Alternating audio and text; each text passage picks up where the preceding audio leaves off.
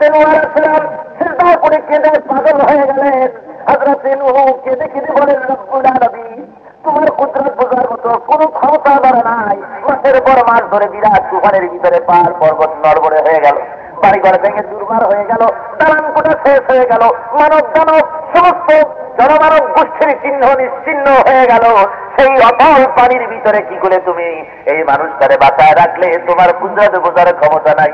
রব্বুল আলামিন ডেকে বলেন, ও নূহ, ভালো করে শুনে নাও, বিপদ যখন মুসিবত যখন তোমার উপরে এসেছিল, বিপদ আর মুসিবতের সময় তুমি তোমার সঙ্গী লোকদের নিয়ে পার হয়ে গেলে, আমার এই বান্দিকে তুমি ভুলে গেছো। শুনে রাখো, তুমি তোমার উম্মতকে ভুলে যেতে পারো, আমি রব্বুল আলামিন রহমানুর রহিম, আমি আমার বান্দিকে ভুলে যেতে পারি না। পানির উপরে ক্ষমতা চলে তার, আগুনের উপরে ক্ষমতা চলে তার, সমস্ত জিনিসের উপরে সেই মহান আল্লাহর ক্ষমতা চলে। সুতরাং এত বড় মহান শক্তিশালী, এত বড় বিরাট একটি সত্তার উপরে যখন ঈমান আনা হয়, যে ব্যক্তি ঈমান আনে তার মনের ভিতরে আবার দুর্বলতা কিসে? যদি দুর্বলতা থাকলো তাহলে সে ঈমানদার নয়, সে কি? যদি বলেন সে কি? মুনাফিক হয়ে গেল। তাই আমার রব্বুল আলামিন পরিষ্কার করে বলেন, فَمَن يَكْفُرْ بِالطَّاغُوتِ وَيُؤْمِن بِاللَّهِ فَقَدِ اسْتَمْسَكَ بِالْعُرْوَةِ الْوُثْقَىٰ لَا انفِصَامَ لَهَا وَاللَّهُ سَمِيعٌ عَلِيمٌ। যারা নাকি তাগুতকে অস্বীকার করেছে, মানুষের তৈরি করা সমস্ত মতবাদকে অস্বীকার করেছে, একমাত্র আল্লাহকে যারা ঈমান এনেছে আল্লাহর উপরে, রব্বুল আলামিন বলে তারা এমন এক মহান অবলম্বন ধারণ করেছে, আসমান ও জমিনের কোন জিনিস তাদেরকে বিচ্ছিন্ন করতে পারবে না, চূর্ণ করে দিতে পারবে না। স্বয়ং আল্লাহ রব্বুল আলামিন এদের মহাফিজ হয়ে যায়। ধরে বলেন সুবহানাল্লাহ। সুতরাং ঈমানদার ব্যক্তি শুধু ঈমানদার দাবি করলেই হবে না, কোয়ালিটি থাকতে হবে।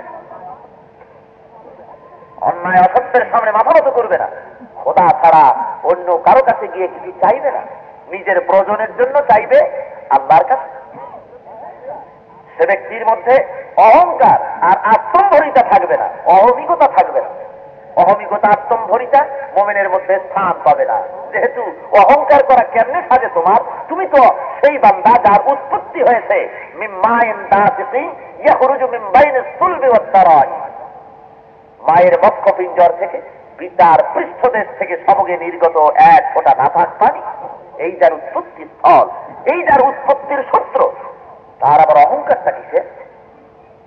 অহংকার করতে পারে একজন, কয়জনে পারে? তিনি কে? তামাম আসমান ও জমিনের স্রষ্টা। অহংকার করা তারই সাজে, মানুষের পক্ষে অহংকার সাজে না। বিশেষ করে মুমিন বান্দা যারা, তারা অহংকার করতেই পারে না। রব্বুল আলামিন পরিষ্কার করে বলেছেন, ওয়ালা তামশি ফিল আরদি মারহান ইন্নাকা লান তাখরিকাল আরদা ওয়া লান তাবলুগাল জিবালা তুলা। আল্লাহ রাব্বুল আলামিন বলেন, জমিনের উপরে অহংকারের পদভরে জমিনের উপরে হেঁটো না। এই জমিনটারে লাঠি দিয়ে, জমিনটারে পদাঘাত দিয়ে তুমি ফেড়ে ফেলতে পারবে না। আর অহংকারের চোটে পাহাড়ের উচ্চতাও তুমি ছাড়িয়ে যেতে পারবে না। অহংকার তোমার কি ক্ষমতা আছে? জমিনটারও ফাড়াতে পারো না, লাভ দিয়া চূড়াও ছাড়াই যেতে পারো না, কোনো ক্ষমতাই তো তোমার নাই। খামোখা কেন তুমি অহংকার করছো? অহংকার করা তোমার জন্য শোভা পায় না।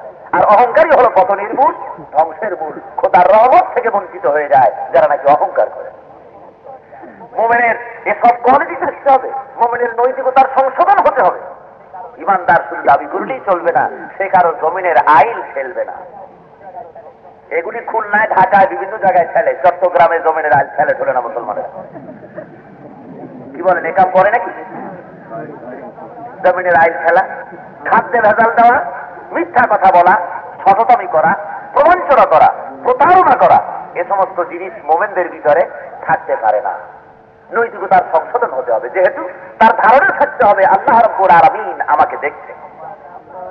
وَلَقَدْ خَلَقْنَا الْإِنسَانَ وَنَعْلَمُ مَا تُوَسْوِسُ بِهِ نَفْسُهُ وَنَحْنُ أَقْرَبُ إِلَيْهِ مِنْ حَبْلِ الْوَرِيدِ।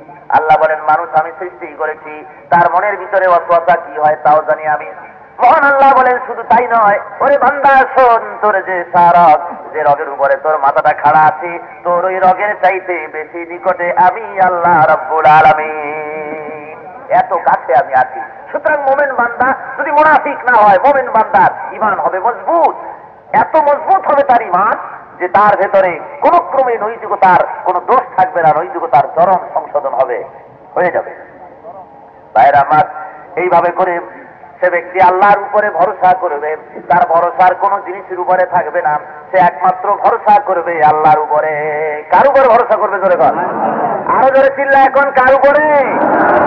আল্লাহ ছাড়া কার উপরে সে ভরসা করবে না। যদি করে, আল্লাহ বলেন সেটা কেমন হবে শোনো,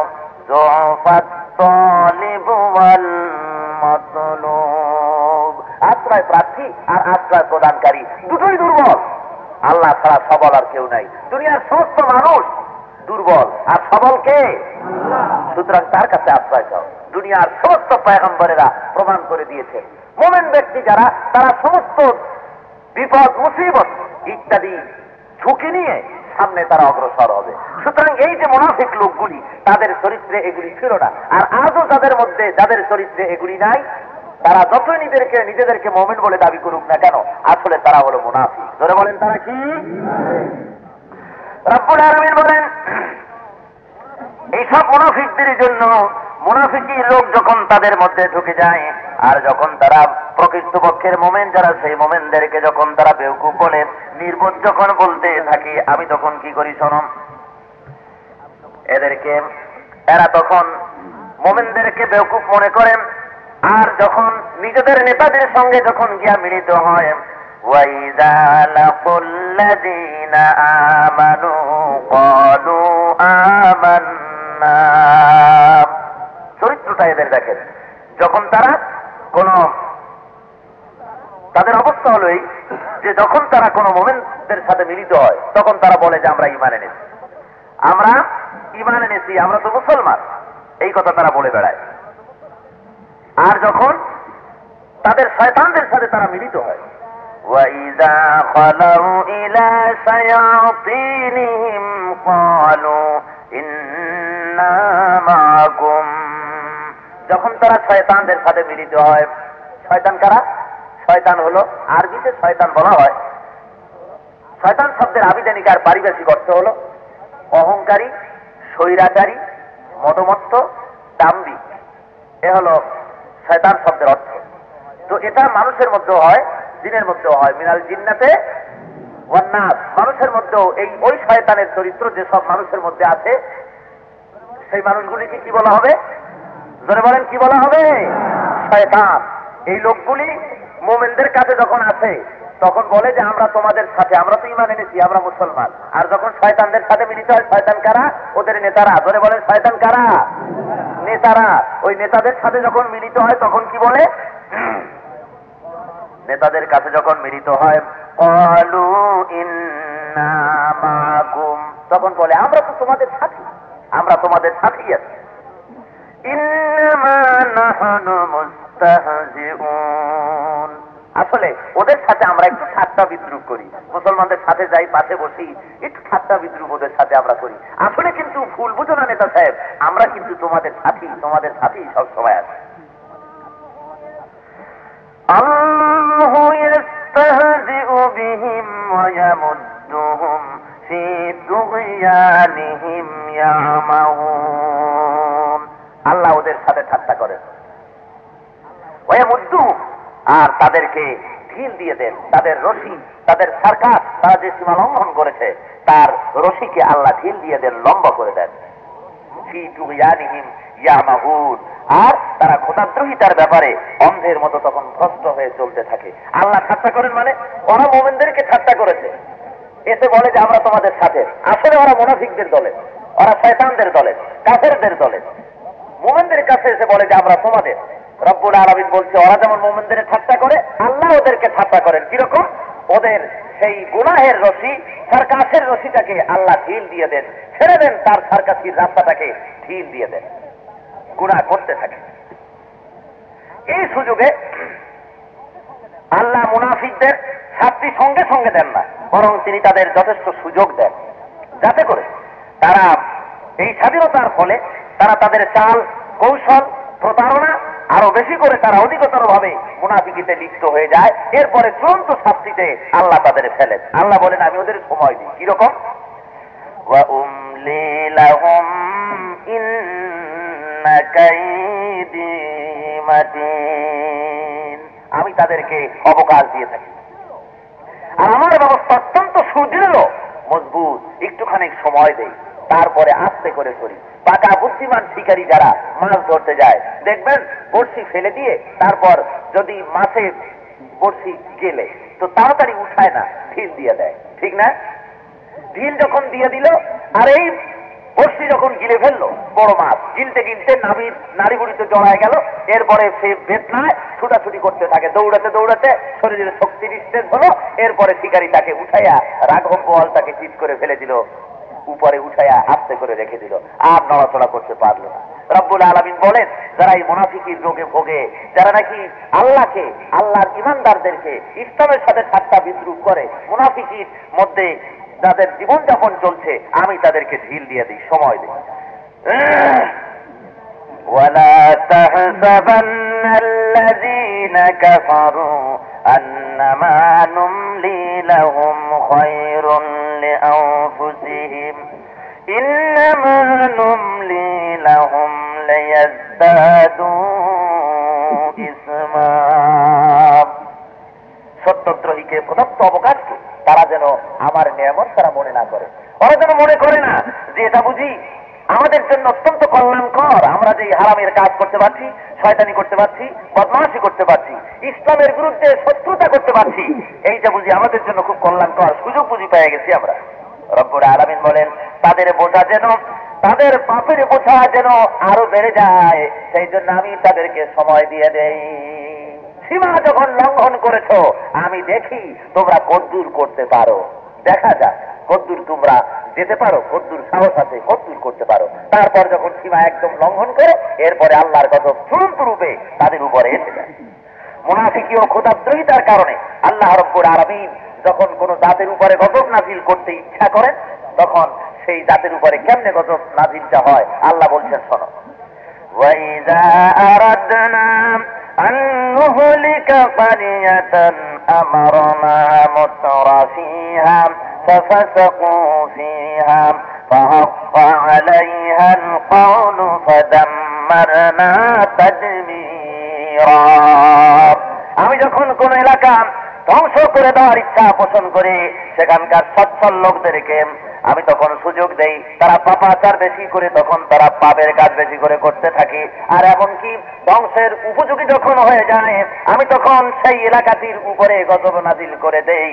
আর আমার গজব যখন আসে, তখন তার থেকে কেউ ফিরাতে পারে না, কেউ বাঁচাতে পারে না। ও নবী, আজকে যারা মুনাফিকি করছে, ইসলামের সাথে যারা শত্রুতা করছে, তোমার সঙ্গে যারা বেয়াদবি করতেছে, সাহাবাদের উপরে যারা অত্যাচার করতেছে, হে নবী, যারুহুম ইয়াকুলু ওয়া ইয়াতামাত্তাউ ওয়া ইউলহিহিমুল আমালু ফাসাওফা ইয়ালামুন। হে নবী, ওদের ছেড়ে দাও, ওরা খাও, ওরা খেলা করুক, জম্মের মতো খাও, ভালো করে খাও আর খেলতে থাকুক। দেখেন না, বুড়া বুড়া মানুষ দাড়ি পেকে গেছে, তারপরেও দাবা, তাস, বাসা, জুয়ার আড্ডা ইত্যাদি করতেই থাকে পাইকারি দরে। খেয়াল, এই খেলাধুলা করছে, পাইকারি দরে খাওয়া দাওয়া করছে, আর ইসলামের সাথে করছে শত্রুতা। আল্লাহ কয়, হে নবী, ওদের ছেড়ে দেন, ওরা খাও আর বেশি করে খেলা করুক, ভোগ বিলাস আর আমোদ ফুর্তিতে এরা মাতুক। তারপরে শীঘ্রই তারা টের পাবে তাদের জন্য কি ব্যবস্থা রাখা হচ্ছে, শীঘ্রই তারা টের পাবে। وَإِذَا أَرَادَ اللَّهُ بِقَوْمٍ سُوءًا فَلَا مَرَدَّ لَهُ وَمَا لَهُم مِّن دونه من وال মহান আল্লাহ বলেন, যখন আল্লাহ কোন জাতির সঙ্গে তাদের অপরাধের কারণে কঠোরতর কোন ব্যবস্থা যখন গ্রহণ করতে চান, ইচ্ছা যখন পোষণ করেন, তখন আল্লাহ রব্বুল আলামিন তার এই শাস্তি থেকে, খোদার দেওয়া আযাব থেকে ওই জাতিকে বাঁচাবার মতো কোনো ক্ষমতা আল্লাহ ছাড়া তাদের জন্য আর কোনো সাহায্যকারী থাকে না। খোদা যখন আযাব নাযিল করতে ইচ্ছা করেন, তখন খোদার শাস্তি থেকে ওই কওমকে বাঁচাবার মতো ক্ষমতা আর কেউ থাকে না। আল্লাহ কোরআন শরীফে হাজারো জায়গায়, বহু জায়গায় প্রমাণ দেখিয়েছেন, এভাবে করে আমি ধ্বংস করে থাকি, মুনাফিকি চরিত্র তোমরা পরিহার এখনো করো। শুনে রাখো, কোন সাহসে আল্লাহর দ্বীনের সঙ্গে বিরোধিতা করো, মুসলমানদের সঙ্গে বিরোধিতা করো? কোন সাহসে? কোন সাহসে আমাদের ফুর্তিতে মেতে আছো? আফা আমিনা আহলাল কুরা আয়াতিয়াহুম বা'সুনা বায়াতান ওয়া হুম নাঈমুন। জনপদের লোকেরা এমন ভাবে নির্ভয় হয়ে গেছে, তারা এতটুকু চিন্তা করে না তাদের ঘুমন্ত অবস্থায় সহসা আমার আযাব এসে তাদের দিকে যে ধ্বংস করে দিতে পারে, এই চিন্তাও তাদের মনের ভিতরে নাই। খোদা ইচ্ছা করলে ঘুমে আছে মানুষ, এই ঘুমন্ত অবস্থায় আযাব ও গজব দিয়ে গোটা এলাকা ধ্বংস করে দিতে পারেন আল্লাহ, পারেন না? এই যে কয়েক বছর আগে, কি বছর দেড় দুই আগে, চীনের তাংসা এলাকায় যে ভূমিকম্পটা হলো, মানুষ আরাম করে, চীনের মানুষগুলি আরাম করে বসে আছে, কেউ খাচ্ছে, কেউ তাস পাশা জুয়া নিয়ে আছে, কেউ হারামি বদমাশিতে আছে, কেউ লেখাপড়া করতেছে, কেউ শয়তানি বদমাশিতে আছে, তার যে কাজ নিয়ে খেলাধুলায় মত্ত আছে। কেউ জানতো না যে এত বড় ধ্বংস আসতেছে। মাত্র কয়েক সেকেন্ডের ভিতরে, 39 সেকেন্ড পূর্ণ একটা মিনিটও হয় নাই, মাত্র 39 সেকেন্ডের একটা ভূমিকম্পে চীনের ওই তাংসা এলাকা থেকে 20 লক্ষ মানুষ আল্লাহ দুনিয়া থেকে বিদায় করে দিয়েছেন। মাত্র 39 সেকেন্ড 20 লক্ষ মানুষ বিদায় হয়ে গেল। আল্লাহ কেমনে সাহস পাইলা সারাদিন শয়তানি বদমাশি করে, তারপরে আমার দ্বীনের সঙ্গে বিরোধিতা করে আরাম করে ঘুমে আছো? এত নির্ভয় কেমনে হলে? আমি ইচ্ছা করলে কি দিনের বেলায় কি রাতের বেলায় সহসা ধ্বংস এনে তোমাদেরকে আযাব ও গজব দিয়ে শেষ করে দিতে পারি। সমুদ্রের পাড়ে বাস করো, আরামে বসে আছে, ইচ্ছা করলে এই সমুদ্রের ভিতরে প্রবল ভীষণতর জলোচ্ছ্বাস, জলস্থিতি ঘটিয়ে দিয়ে গোটা এলাকা ডুবাই দিতে পারি। পারেন আল্লাহ? জোরে বলেন, পারেন না? বহু নমুনা আল্লাহর আগে নমুনা দেখাইছেন না? নমুনা বহু আপনারা দেখেন। সুতরাং রব্বুল আলামিন বলছেন, শোনো, এই জমিনের উপরে كم تركوا من جنات وعيون وزروع ومقام كريم ونعمة كانوا فيها فاكهين। কত বাগ বাগিচা, কত শস্য শ্যামলিমা, কত মনোরম জায়গা, কত বালাখানা অফুরন্ত নেয়ামত তারা ভোগ দখল করত। তারা কত আরামে তারা বসবাস করত দালানের মধ্যে, বালাখানার ভিতরে কত আরামে তারা বসবাস করত। সবই তারা ছেড়ে গেছে। অতীতের সেসব ক্ষমতাসীনদের কথা তোমরা চিন্তা করো। وكذلك وأورثناها قوما آخرين। এইভাবে আমি এক জাতিকে ধ্বংস করে দিয়ে, তাদের মুনাফিকির কারণে, তাদের অবাধ্যতার কারণে একটা জাতিকে ধ্বংস করে দিয়ে নতুন আর একটি জাতি আমি সেখানে প্রতিষ্ঠিত করে দেই। ফামা বাকাত আলাইহিমুস সামাউ ওয়াল আরদু ওয়া মা কানু মুনযারিন। এইভাবে যখন ক্ষমতাসীনদের যে আমি যখন বিদায় করে দিই, এত বড় বিরাট পপুলার, এত জনপ্রিয় নেতা তারা ছিল, এত জনপ্রিয় নেতৃবৃন্দ, জনপ্রিয় শাসক ছিল, যখন খোদাদ্রোহী করার কারণে, মুনাফিকি করার কারণে যখন বিদায় করে দিলাম, ফামা বাকাত আলাইহিমুস সামাউ ওয়াল আরদ, আসমান কানলো না, জমিন কানলো না, দেশের জনগণ কানলো না, বরং শুকরিয়া আদায় করলো আল্লাহ রাব্বুল আলামিন। জালিম বিদায় করে দিয়েছো, জন্মের মতো আমরা বেঁচে গেছি। ধরে বলেন সুবহানাল্লাহ। রব্বুল আলামিন সাফ করে বলছেন, এইভাবে করে আমি যারা নাকি আমার সাথে বিরোধিতা করে, মুনাফিকি যারা করে, যারা নাকি ইসলামের সাথে শত্রুতা পোষণ করে, আমি এভাবে করে করে শেষ করে দিয়েছি। তোমরা কোন ভাবনায়, কেমনে তোমরা নির্ভাবনায় নিশ্চিন্তে তোমরা বসে আছো?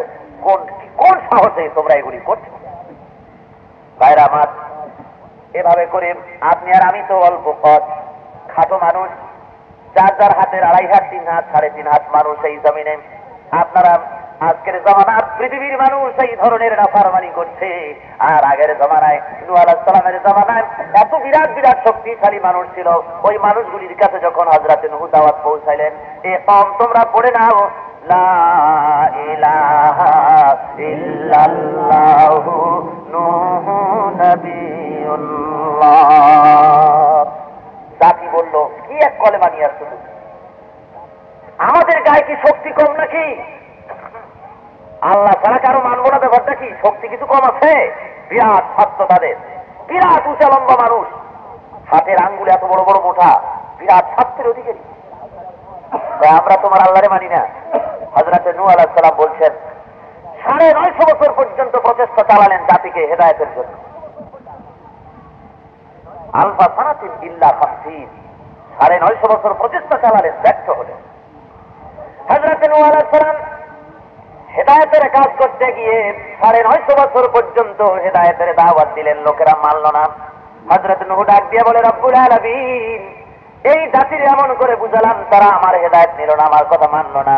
খোদা গো, এদের উপরে গজব নাজিল করে দাও, একটা মানুষও যেন থাকে না, সবগুলি গজব দিয়া বিদায় করে দাও।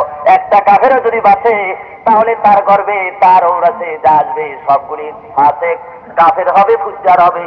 সুতরাং একটাও যেন বাঁচে না, সব খতম করে দাও। দুনিয়ার সমস্ত পয়গম্বরেরা বদদোয়া করেছেন, উম্মতের জ্বালায় টিকতে না পেরে, সমকালীন যুগের লোকের জ্বালায় টিকতে না পেরে বদদোয়া করেছেন। একজন নবী বদদোয়া করেন নাই। কে তিনি? ওয়ামা আরসালনাকা ইল্লা রাহমাতাল লিল আলামিন। সবাই পড়েন জোরে সরে, ওয়ামা আরসালনাকা ইল্লা রাহমাতাল লিল আলামিন। তামাম জাহানের জন্য যাকে রহমত করেছি, যিনি মুহাম্মদ সাল্লাল্লাহু আলাইহি সাল্লাম, করুণার মূর্ত প্রতীক, তিনি উম্মতের জন্য বদদোয়া করেন নাই। হায়রে মায়, এত মার খেয়েছেন, কষ্ট করেছেন, তার কোনো শেষ নাই, সীমানা নাই। এগুলি খাওয়ার পরেও আল্লাহর কাছে বদদোয়া না করে দোয়া করেছেন, আল্লাহুম্মা গফির লি কওমি ফাইন্নাহুম লা ইয়ালামুন। আয় আল্লাহ, জাতিরে মাফ করে দাও, ওরা বুঝে নাই যে আমি তোমার নবী। দুনিয়ার অন্যান্য পয়গম্বরেরা ইজ্জত সম্মান তাদের আল্লাহর কাছে, বিরাট বিরাট মর্যাদাশীল পয়গম্বর সব। হযরত নূহ আলাইহিস সালাম কাফেরদের নির্যাতন সহ্য করতে না পেরে খোদার কাছে 950 বছর, কম কথা নয়, জ্বালাইছে জম্মের মতো। একটুখানি আরাম করে শুতে দেয় নাই, চতুর্দিক থেকে বিপদ আর মুসিবতের বোঝা চাপায় দিয়েছে। হযরত নূহ আলাইহিস সালাম পরিষ্কার করে বলেন, খোদা গো, এই জালিমদের দুনিয়া থেকে বিদায় করে দাও। আল্লাহ বলেন, ও নূহ, তুমি তোমার জাতিরে শোনায় দাও, আমি গজব দেব, এমন পানি দেব, প্লাবন দেব, সব শেষ করে দেব। কিন্তু নূহ, এক ছোটে গজব না দিয়া বরং আমি তাদের আর একটা সুযোগ দিতে চাই। তুমি একটা বিরাট জাহাজ তৈরি করো, আর ওই লোকগুলিরে বলো যে খোদার গজব আসবে, প্লাবন থেকে বাঁচার জন্য আল্লাহ আমারে নৌকা বানাতে বলেছে, জাহাজ বানাতে বলেছে, সেই জাহাজ আমি বানাচ্ছি। এই কথা ঘোষণা করার পর গজবের ভয়েতে, আর এটা সত্যিই প্লাবন হবে, এইটা ভেবে যদি একটা লোক ঈমান আনে, নূহ সাক্ষী থাকো, আমি ওই কাফেরকে মাফ করে দেব, মুসলমান যদি হয়ে যায়। সুযোগ দিয়ে দাও, আরেকটু দেখো তারা পথে আসে নাকি। জাহাজ তৈরি হয়ে গেল, বিরাট জাহাজ তৈরি হলো। কাফির বেঈমানেরা বলতে লাগলো, আমরা তোমার খোদাকে মানি না। খোদার যে তুফান হবে, বন্যা হবে, বলো কত বড় বন্যা হবে। আমরা অনেক লম্বা চৌড়া মানুষ, আমরা যত উঁচা, এত উঁচাও যদি পানি হয়, দেখো বড় বড় পাহাড় আছে, ওই পাহাড়ের উপরে উঠে যাব, এর চাইতে বেশি পানি আর হবে না, আমরা টিকে যাব। তুমি খামোখাই চিন্তা করতেছো, ওইসব ভয়টয় আমাদের দেখাইও না। আসলো, জাহাজ তৈরি হলো, আর লোকগুলি পাইকারি দরে এই জাহাজের মধ্যে পায়খানা করতে থাকে। নূহ আলাইহিস সালাম বলছেন, আল্লাহ, এখন সর্বনাশ হয়ে গেছে, বন্যা যদি আসে তাহলে আমি চড়বো কিসে? নৌকার কাম সারা, জাহাজ ভর্তি। আল্লাহ কয়, অপেক্ষা কর, দেখো অবস্থাটা কি হয়। ভাইরা আমার, আল্লাহর সাথে না ভরমানি, আর আল্লাহর সাথে কলকৌশলী চক্কর মক্কর করা, কি বলেন, এটা কি সম্ভব? আদৌ সম্ভব না। পয়গম্বরের জাহাজে পাইকারি দরে এরা পায়খানা করেছে, আর এরপরে একজন কুষ্ঠবেদীগ্রস্ত ব্যক্তি ওখানে পায়খানা করতে গিয়ে পা টালমাটাল হয়ে গিয়ে পড়ে গেছে ওর মধ্যে। সাঁতার কেটে বহু কষ্ট করে উপরে আসছে, আসার পরে তাকায় দেখে বিষটা শরীরে এক ফোঁটা তো লাগেই নাই, কুষ্ঠ ব্যাধিও ভালো হয়ে গেছে আর শরীর থেকে বিষ কাম্বরের সুখার আছে। কি সাংঘাতিক ব্যাপার। বন্ধু একজন এসে বলছে, কি মিয়া তোমার তো কুষ্ঠ রোগ ছিল? হ্যাঁ ছিল তো, সারলো কেমনে? কয় তা বলবো না, ভারী লজ্জার কথা। ব্যাপারটা কি শোনাও না। এইরকম এক কাণ্ড হয়ে গেল, এর মধ্যে পড়লাম আর শরীর ভালো হয়ে গেল আর এত সুঘ্রাণ আছে কল্পনাও করতে পারি। বন্ধু বলছে হয়তো তাই হবে, হাজার হাজার মানুষের পায়খানা করেছে তো, সকলের পায়খানা মিলে হয়তো কোনো একটা রাসায়নিক প্রক্রিয়ার মাধ্যমে এটা একটা ওষুধ হয়ে গেছে। এর ফজিলত বর্ণিত হতে লাগলো চতুর্দিকে, আর মানুষেরা এটা একটা মোবারক জিনিস মনে করে নিতে থাকলো, বইও আর বোতল করে চতুর্দিকে চললো, নিতে নিতে সাপ দূরের থেকে যারা আসছে, পরে যখন খবর শুনছে সেই এলাকার মানুষেরা এসে দেখে কিচ্ছু নাই। ওরা তখন রাগ করে বলে, তোরা পাশে যারা ছিলি সব খাইছিস, কিছু দোষ নেই। ওরা পানি দিয়া ছুঁয়া মুছা সাফ করে নিয়ে গেছে। আল্লাহ রাব্বুল আলামিন বলেন, নুহু দেখলে তো কাজটা কেমনে হলো ভাইরা আমার। এরপরে রব্বুল আলামিন এমন তুফান লাগাই দিলেন, এমন প্রবল বন্যা এলো, এমন পানি এলো। এই পানির ভিতরে, এই ভীষণ তুফানের ভিতরে যত কাফির বেঈমান ছিল, সমস্ত কাফির বেঈমান দুনিয়া থেকে জনমের মতো বিদায় হয়ে গেল। খোদার সাথে মাতুব্বরি চলে নাকি? আমি আর চলে তো এখন চলে না। সাদ্দাত করেছে, নমরুদ করেছে, ফেরাউন করেছে, যুগের ফেরাউনরা করে, কেউ টিকতে পারে নাই। এসে সবাই মাতুব্বরি করে, শেষ পর্যন্ত আস্তে আস্তে আল্লাহ বিদায় করে দেন, ঢিল দেন। রশি ঢিল দিয়ে দেন, দেখি কদ্দুর তুমি পারো। তোমার মতো অনেক রকম চেষ্টা করছে, টিকে থাকতে পারে নাই। তুমিও অতীতের ইতিহাস থেকে শিক্ষা গ্রহণ করো। ভাইরা আমার, রব্বুল আলামিন পরিষ্কার করে বলছেন, এভাবে করে আমি ঢিল দিয়ে দেই মানুষকে। মানুষ এই ঢিলের এই সুযোগ নিয়ে তারা নিজেরা নাফরমানির ভিতরে আরো লিপ্ত হতে থাকে। খবরদার, নাফরমানির ভিতরে লিপ্ত হয় না। উলাইকাল্লাযীনা ইসতাওয়াউ আদ-দালালাতা বিল হুদা ফামা রাবিহাত তিজারাতুহুম ওয়া মা কানু মুহতাদিন। এই সমস্ত লোকেরা, এরা হেদায়েতের পরিবর্তে গোমরাহিকে খরিদ করেছে। হেদায়েতের বিনিময়, হেদায়েতের পরিবর্তে গোমরাহিকে কিনে নিয়েছে। আর এটা আসলে তাদের জন্য আমার রবিহাত তিজারত, এই ব্যবসা তাদের জন্য আসলে মোটেই লাভজনক হয়নি। আমা কানু বিমুতাদিন, আর আসলে তারা সত্য এবং সঠিক পথের অনুসারী নয়।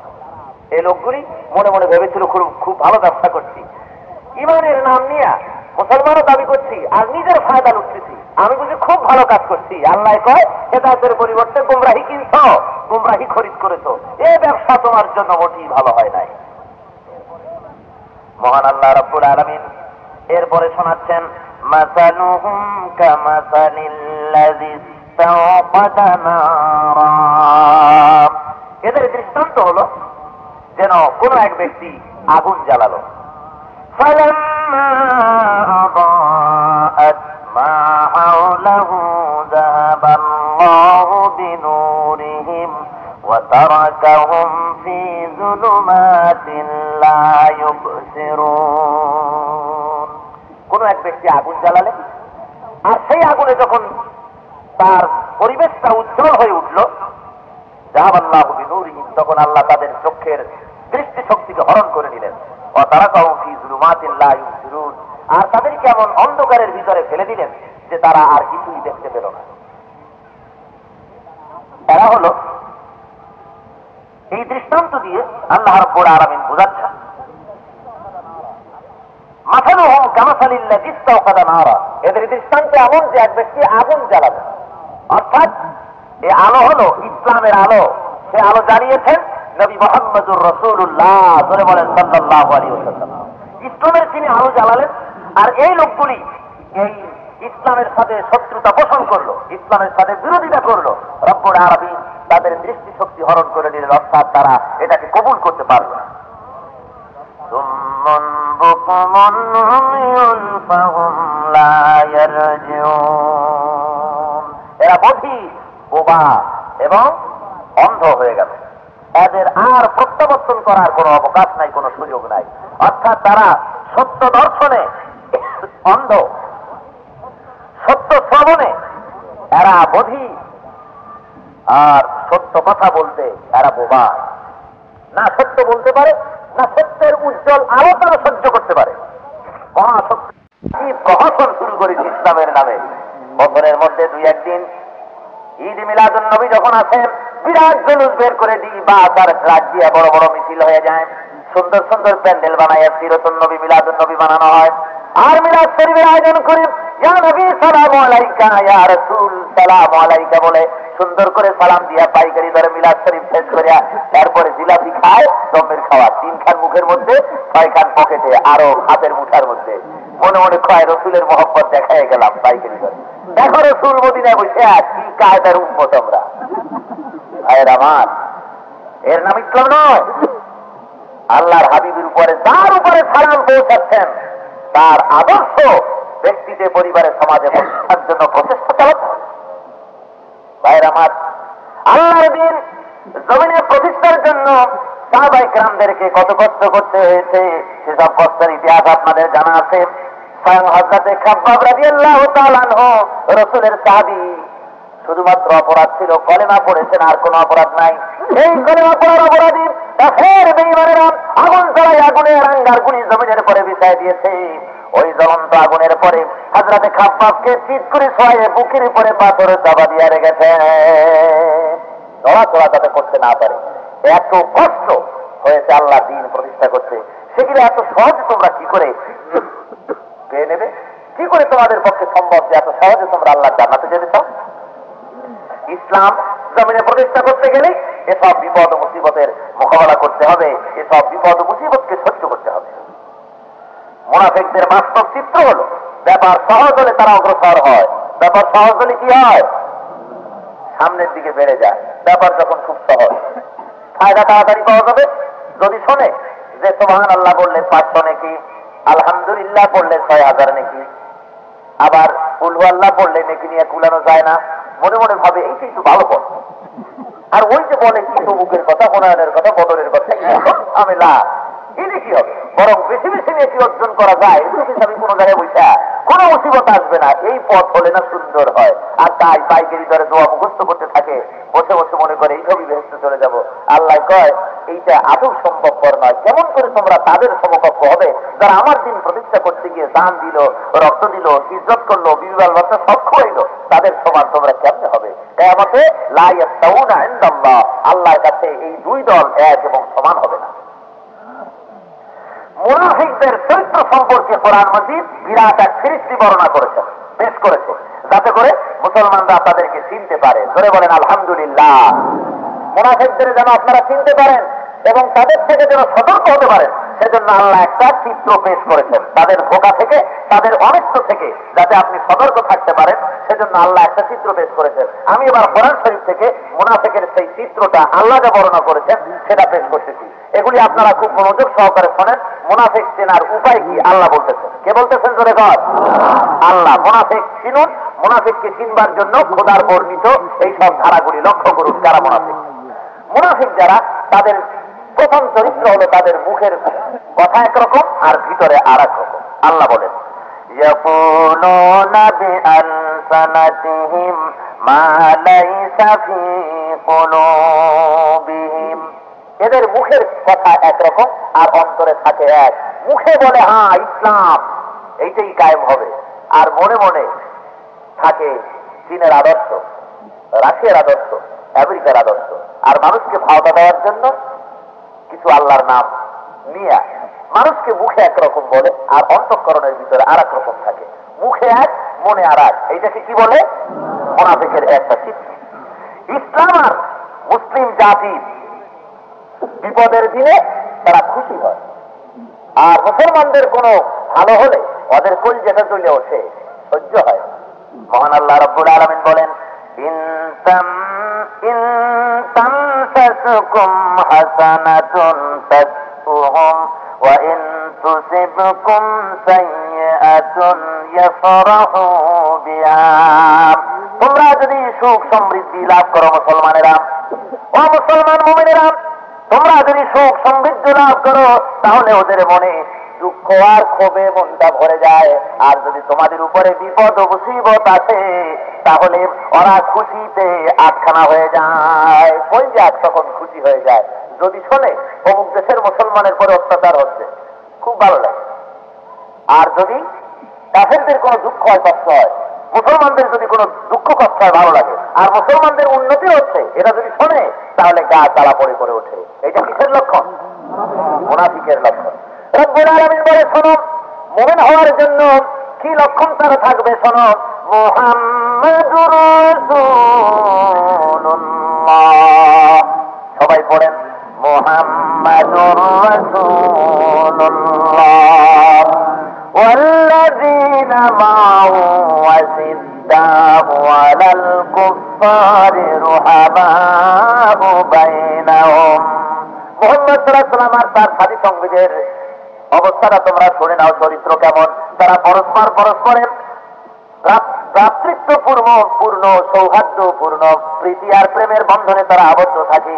আর কাফেরদের বেলায় তারা বজ্র কঠোর হয়ে যায়। মুসলমান তারা নিজেরা একে অপরের উপরে থাকে পুষ্প কোমল, আর কাফেরদের ব্যাপারে, মুশরিকদের ব্যাপারে তারা থাকে বজ্র কঠোর। আজকে সেই চরিত্র আছে মুসলমানের? জোরে বলেন আছে? আজকে সেই চরিত্র নাই। আজকে কি হয়েছে? রুহামাউ আলাল কুফফার আশিদ্দাউ বাইনাহুম। নিজেদের ব্যাপারে মুমিনের সাথে বিরোধ। এক মুসলমান আর এক মুসলমানের চোখে দেখতে পারে না। এক মুসলিম স্টেট আর এক মুসলিম স্টেটের সাথে গভীর শত্রুতা। আর কাফেরদের সাথে গলায় গলায় মিতালি, গলায় গলায় ভালোবাসা। এগুলি কিসের লক্ষণ? মহান আল্লাহ রাব্বুল আলামিন বলেন, তাদের আরো একটা লক্ষণ হলো, এই সমস্ত মুনাফিকদের চরিত্রের আরো লক্ষণ শোনো। হক ও বাতিলপন্থীদের রসায়ন হতে নিরাপদে থাকার জন্য উভয়ের বাড়িতে যাতায়াত করে। এটাও মুনাফিকের লক্ষণ। মুনাফিক যারা মনে মনে ভাবে, ও বাবা এরা ইসলামপন্থী, ইসলাম চায়, কি জানি, যদিও ক্ষমতায় কখনো আসতেও তো পারে, কাজে ওদের নেতাদের সাথেও যোগসূত্র থাকা দরকার। আর ওরে বাবা, এরা মিছিল করলে আগুন টাগুন দিয়ে বাড়ি গাড়ি পোড়ায় দেয়, এদের ভারী শক্তি। সুতরাং এদের সাথেও নেতাদের সাথে একটু যোগসূত্র থাকা লাগে, তা না হলে পরে ওরা যদি ক্ষমতা আছে লাইসেন্স পারমিট নষ্ট হয়ে যেতে পারে। সুতরাং দুই দলের, হকপন্থী আর বাতিলপন্থী, দুই দলের রোশানলে পড়তে পারে, এই চিন্তায় দুই বাড়ির নেতাদের সাথে যোগাযোগ রক্ষা করে। রব্বুল আলামিন বলেন, فَتَرَى الَّذِينَ فِي قُلُوبِهِم مَّرَضٌ يُسَارِعُونَ فِيهِمْ يَقُولُونَ نَخْشَىٰ أَن تُصِيبَنَا دَائِرَةٌ। আল্লাহ রাব্বুল আলামিন বলেন, যাদের অন্তরে মুনাফিকি রোগ আছে ওদের চরিত্র শোনো। তারা, আপনি হে নবী দেখতে পারবেন, তারা দৌড়ে গিয়ে ইসলামের শত্রুদের বাড়িতে চলে যায়। ইসলামের শত্রুদের বাড়িতে গিয়ে তাদের কাছে বলে, আমরা তোমাদের দ্বারা কোনো বিপর্যয়ে পড়ে যাই নাকি, সেজন্য আমরা তোমাদেরকে ভয় করি। মুনাফিক এই সমস্ত লোকেরা ইসলাম বিরোধীদের নেতাদের বাড়িতে যায় আর বলে, দৌড়ে গিয়ে মাঝে মধ্যে বলে, আসলে আমরা আপনার সাথে আছি, ওই মুসলমানদের সাথে একটু ঘুরি ঘুরি, সমাজে এটা দেখানো লাগে তাই যাই। আসলে দেখেন না, চান্দা মোটাটা আপনাদের দেয়, আর ওরা যখন আসে ওই 2-1 টাকা 5-10 টাকা করে বিদায় করে দিই। সুতরাং আমাদের তো ভয় হয় আপনাদের ব্যাপারে, আপনারা তো শিগগির ক্ষমতা এসে যাচ্ছেন, সুতরাং আমাদের ব্যাপারে যেন আপনাদের কোনো রক্তচক্ষু বা ভ্রুকুটি না থাকে, সেজন্য এই বসংবদ মাঝে মধ্যে আপনার কটুকুটি করে যায়, আমার উপরে যেন আপনার নজরটা ভালো থাকে। ধরে কর নাউজুবিল্লাহ। রব্বুল আলামিন বলেন, ও মুনাফিক শুনে রাখো, তোমাকে চিহ্নিত করা হয়ে যাচ্ছে, তুমি জেনে রাখো আল্লাহর দিন জমিনে কায়েম হবে। ওই মুনাফিক বেঈমান খোদাদ্রোহী ইসলামের শত্রুদের নেতাদের সাথে তাদের বাড়িতে ঘন ঘন যাতায়াত করতেছ। তোমাকে আমি চিনেছি, তুমি আর তোমাকে আমি জানি, ফেরেশতারা চিহ্নিত করে রাখতেছে, এমন একদিন আসবে যেদিন ইসলাম কায়েম হয়ে যাবে, আর সেদিন তুমি সেই ইসলামী সমাজের ভিতরে লাঞ্ছিত ব্যক্তি হয়ে যাবে, লজ্জায় পড়বে, লাঞ্ছনার অবধি তোমার থাকবে না। এদের আরো একটা লক্ষণ, এরা ইসলামের শত্রুদের সাথে বেশি করে তাদের মহব্বত থাকে। যারা ইসলামকে ধ্বংস করার জন্য মুসলমানদের উপরে হাতিয়ার তুলতে যারা এতটুকু দ্বিধাবোধ করে না, ওদের সাথে তাদের মহব্বতটা খুব বেশি। আল্লাযীনা ইয়াত্তাখিযুনাল কাফিরিনা আউলিয়া মিন দুনিল মুমিনিন। এই মুনাফিকেরা তারা মুসলমানদেরকে, মুমিনদেরকে বাদ দিয়া কাফেরদের সঙ্গে তাদের প্রীতি, ভালোবাসা, মহব্বত খুব বেশি করে তাদের থাকে। আর কি মুনাফিকের আরেকটি লক্ষণ, তারা ইসলামের আইন কানুন, বিচার ফয়সালা তাদের কাছে পছন্দ না। ইসলামের আইন কানুন, বিচার ফয়সালা আদৌ সহ্য হয় না, পছন্দ হয় না। তাই তারা কি করে?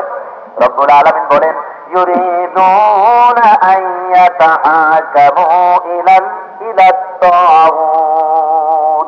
এরা শয়তানি শক্তির নিকট বিচার প্রাপ্তি হয়, আল্লাহর আইন ও কানুন তাদের পছন্দ হয় না। বলে কি, ওই যে হাত কাটা আইন, ও তো বর্বর যুগের মধ্যযুগীয় প্রবণতা, ওই সব এই যুগে চলতে পারে না। ব্যর্থদণ্ড, হাত কাটা আইন, জেনা করলে প্রাণদণ্ড, এই সমস্ত এই যুগে চলতে পারে না। বড্ড খারাপ জিনিস। ওর চাইতে ওয়েস্টার্ন সিভিলাইজেশন, পাশ্চাত্য সভ্যতায় আমেরিকা ব্রিটেনের যে আইন, ওই আইনগুলি অনেক ভালো, খুব বেশি পছন্দ হয়।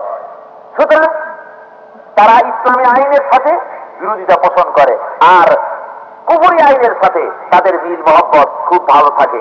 যাকাত ভিত্তিক অর্থ ব্যবস্থা পছন্দ হয় না, সুদ ভিত্তিক অর্থ ব্যবস্থা খুব বেশি ভালো লাগে। এমনি করে ইসলামী সমস্ত আইন কানুনের সাথে তার এক চিরস্থায়ী শত্রুতা। আর মুনাফিকের আরো একটি চরিত্র আল্লাহ বলছেন পরিষ্কার করে, অশ্লীলতা আর চরিত্রহীনতা প্রচলন তারা ঘটায়। ইন্নাল্লাযীনা ইউহিব্বুনা আন তাশিআল ফাহিশাতু ফিল্লাযীনা আমানু।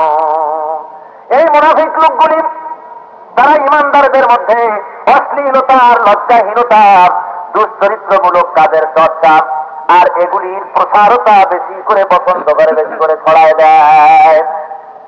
মুমিনদের মধ্যে অশ্লীলতা, বেহায়ামি, নোংরামি, দুশ্চরিত্রমূলক কাজের সয়লাভ করে দিতে থাকে, এগুলি তারা পছন্দ করে। সেই সমাজের মধ্যে অশ্লীল পত্র পত্রিকা বার হয়, সেখানে অশ্লীল ছায়াছবি প্রদর্শিত হয়, সেখানে বেপরদিকি হয়, বেহায়ামি হয়, এ সমস্ত কিছুর সুযোগ দিয়ে দেওয়া হয়, আর মানুষ সেই সুযোগে দুশ্চরিত্র হতে থাকে। এগুলি মুনাফিকের কাজ।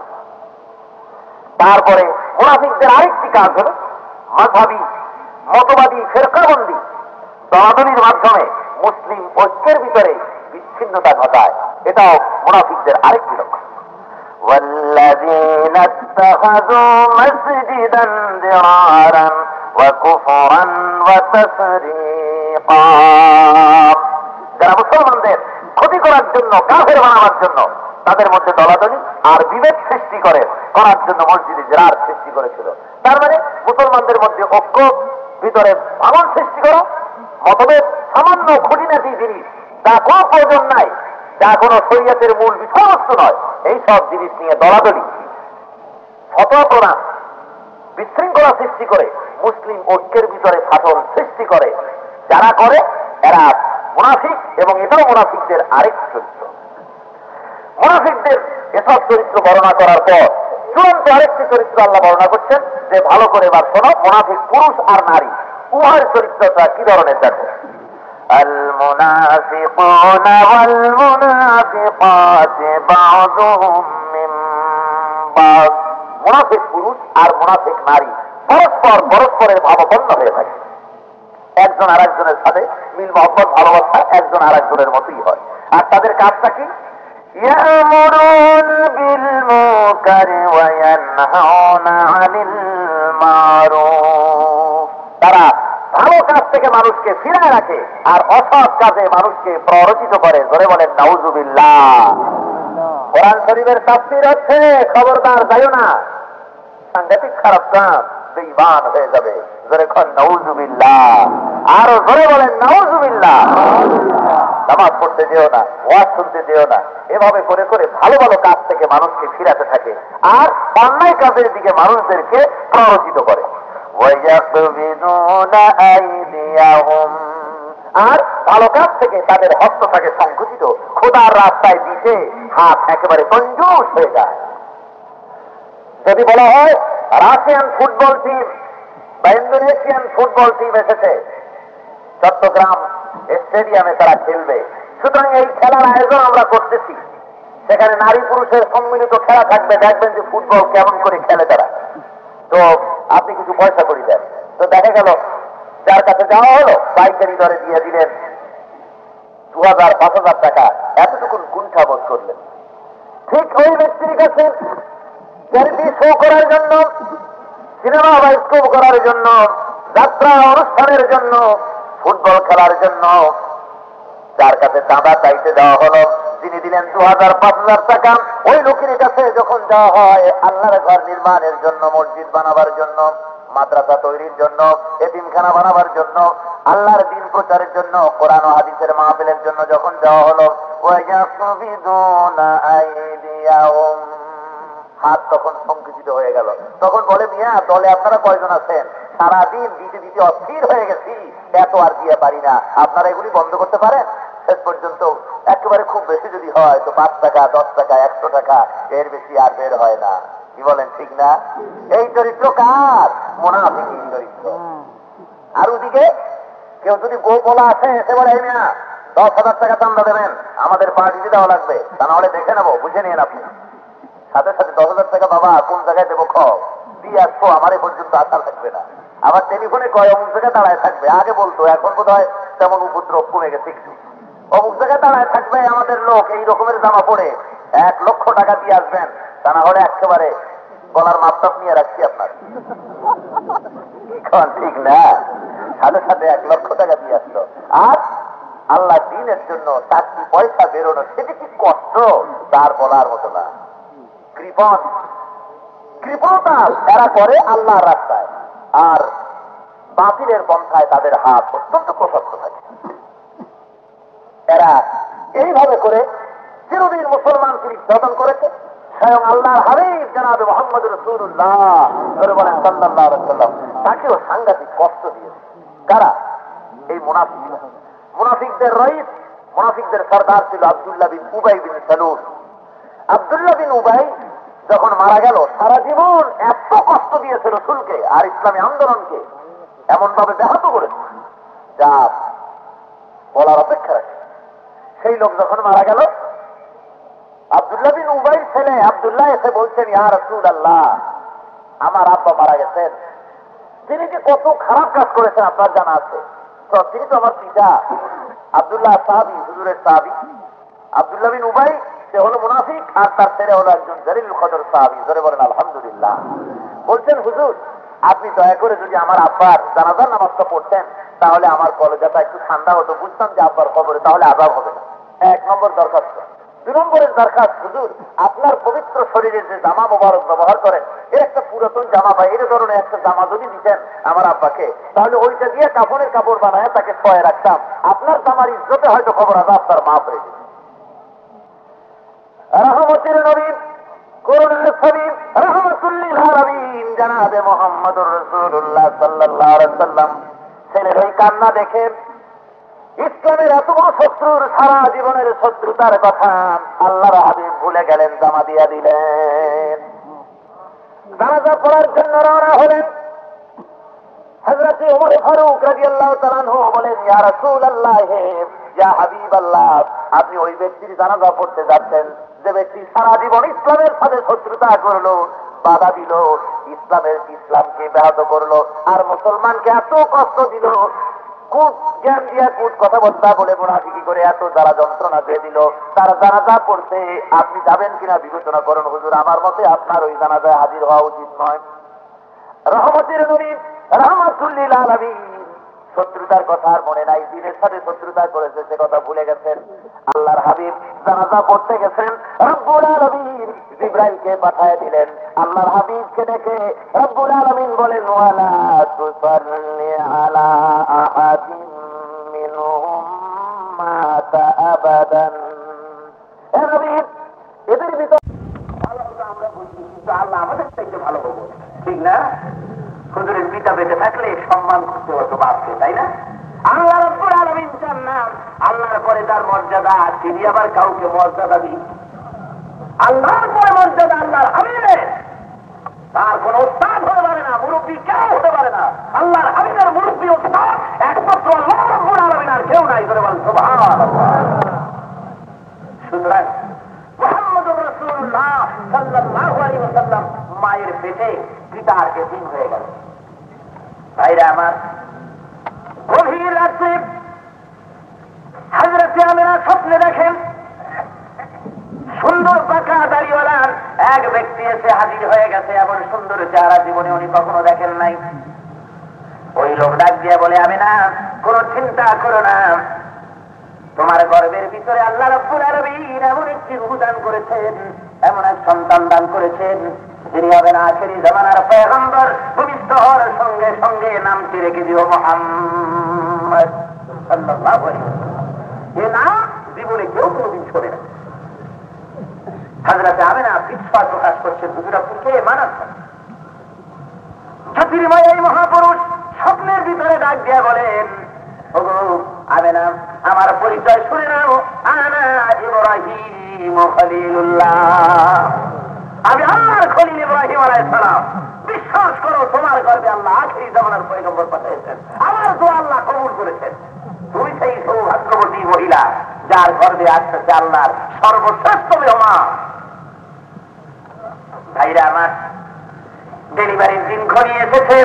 ঘরের ভিতরে আল্লাহর হাবিব, তার নাম, ঘরের মধ্যে একা একই, ঘরের মধ্যে কোনো লোক নাই, দল নাই, কোনো মানুষ নাই, নানা ধরনের চিন্তার ভিতরে নিমজ্জিত।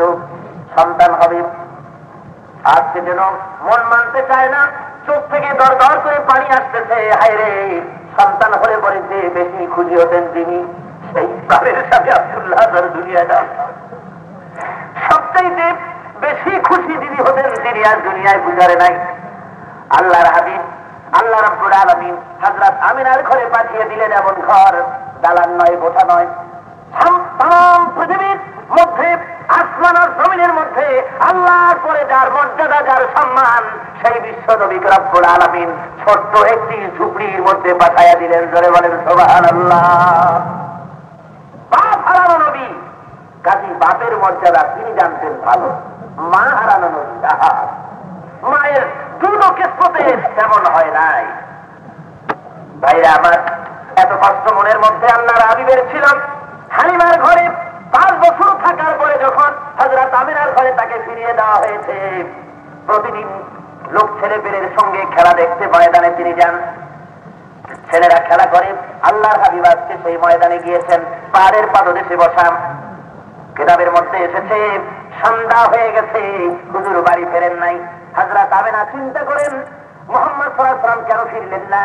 খুঁজে খুঁজে যে দেখেন ময়দানে কেউ নাই। ওই পাহাড়ের পাদদেশে বসে শিশু মুহাম্মদ সাল্লাল্লাহু আলাইহি ওয়াসাল্লাম দূরের দিকে তাকিয়ে আছেন, আর গাল বেয়ে বেয়ে পানি পড়তেছে। হযরত আমিনা বলে, বাবা, এই সন্ধ্যা সমস্ত ছেলেরা বাড়ি চলে গেছে, তুমি কেন যাও নাই? শিশু মুহাম্মদ সাল্লাল্লাহু আলাইহি ওয়াসাল্লাম ডাক দিয়ে বলে, মা, প্রতিদিন এই ময়দানে দেখতে আছি খেলা, ছেলেরা খেলা করে আমি দেখি, লক্ষ্য করি সন্ধ্যাবেলায় যার যার মুরব্বীরা আসে, বুড়ো বুড়ো কিছু লোক আসে, ছেলের নাম ধরে ডাক দেয়, ছেলেরা দৌড়ে চলে যায়, যার যার পিতা ছেলেকে করে করে মুখে ছোঁয়া দিয়া বাড়ির দিকে নিয়ে যায়। আমি আজ কদিন ধরে পথের দিকে তাকিয়ে রইলাম, আমার পিতা কি দুনিয়ায় বেঁচে নাই, একদিনও তো আমাকে মোহাম্মদ বলে একটা ডাক দিল না। হযরতের মা বলেন, বাবা, আমার ভুল হয়েছে, তোমার বাবার সঙ্গে আমি তোমার পরিচয় দিয়ে দেব। পরের দিন হযরত আমিনা নিজের ছেলেকে সঙ্গে করে নিয়ে মদিনার দিকে রওনা হয়ে গেলেন। যেদিন মদিনার উপকণ্ঠে পৌঁছে গেলেন, আব্দুল্লাহর কবরের কাছে দাঁড়াইয়া মা আমিনা কান্দেন আর বলেন, প্রাণের স্বামী আব্দুল্লাহ, আজ থেকে 5.5 বছর আগে ব্যবসার নাম করে তুমি এসে এই মাটির নিচে লুকায় আছো, একবার কান পেতে শোনো। আমি স্বপ্নে দেখেছি আমার নবী রব্বুল আলামিন আখেরি জামানার পয়গম্বর দান করেছেন, ওই নবী মুহাম্মদ রাসূলুল্লাহ তোমার কবরের কাছে দাঁড়ায় আব্বা আব্বা বলে কাঁদছে, একবার ডাকের সাড়া দিয়া দাও। ভাইরা আমার, হযরত আমিনা কবর জিয়ারত করে ছেলেকে নিয়ে বেড়াতে গিয়েছেন। বাবার বাড়ি বেড়াইয়া যেদিন তারা ফিরতেছেন, আল্লাহ হুকুম করে দিলেন, আজরাইল জলদি করে চলে যাও, আমার হাবিবের সাথে তার মা যে খবর করতেছে, ওই আমিনা কি দুনিয়া থেকে জনমের মতো বিদায় করে দাও। মাও বিদায় হয়ে গেলেন। দিগন্ত প্রসারিত মরুভূমির উপর থেকে চলছেন আল্লাহর হাবিব, আর সাথে রয়েছে একটা দাসী আর একটা উট। দাসী বলে, আমি যখন রওনা করলাম নজর করে দেখলাম দ্বীপ্রহরের রোদ যখন বাড়ে, 1 খণ্ড কালো মেঘ হুজুরের মাথায় ছায়া দিতে দিতে অগ্রসর হয়ে যায়। ভাইরা আমার, মুহাম্মদুর রাসূলুল্লাহ সাল্লাল্লাহু আলাইহি ওয়াসাল্লাম তিনি জানতেন মায়ের কি মর্যাদা, পিতার কি মর্যাদা। তাই মা বাপের কথা সবচাইতে তিনি বেশি বলেছেন। ধরে বলেন সুবহানাল্লাহ। ভাইরা আমার, এই জন্য আল্লাহর হাবিব মসজিদে নববীর ভিতরে যেদিন বসেছিলেন সাহাবায়ে কিরামদের নিয়ে, ওই বুড়ি মেয়ে লোক ঢুকতে দেখে যে দাঁড়িয়ে গেলেন, চাদর বিছায় দিয়েছিলেন।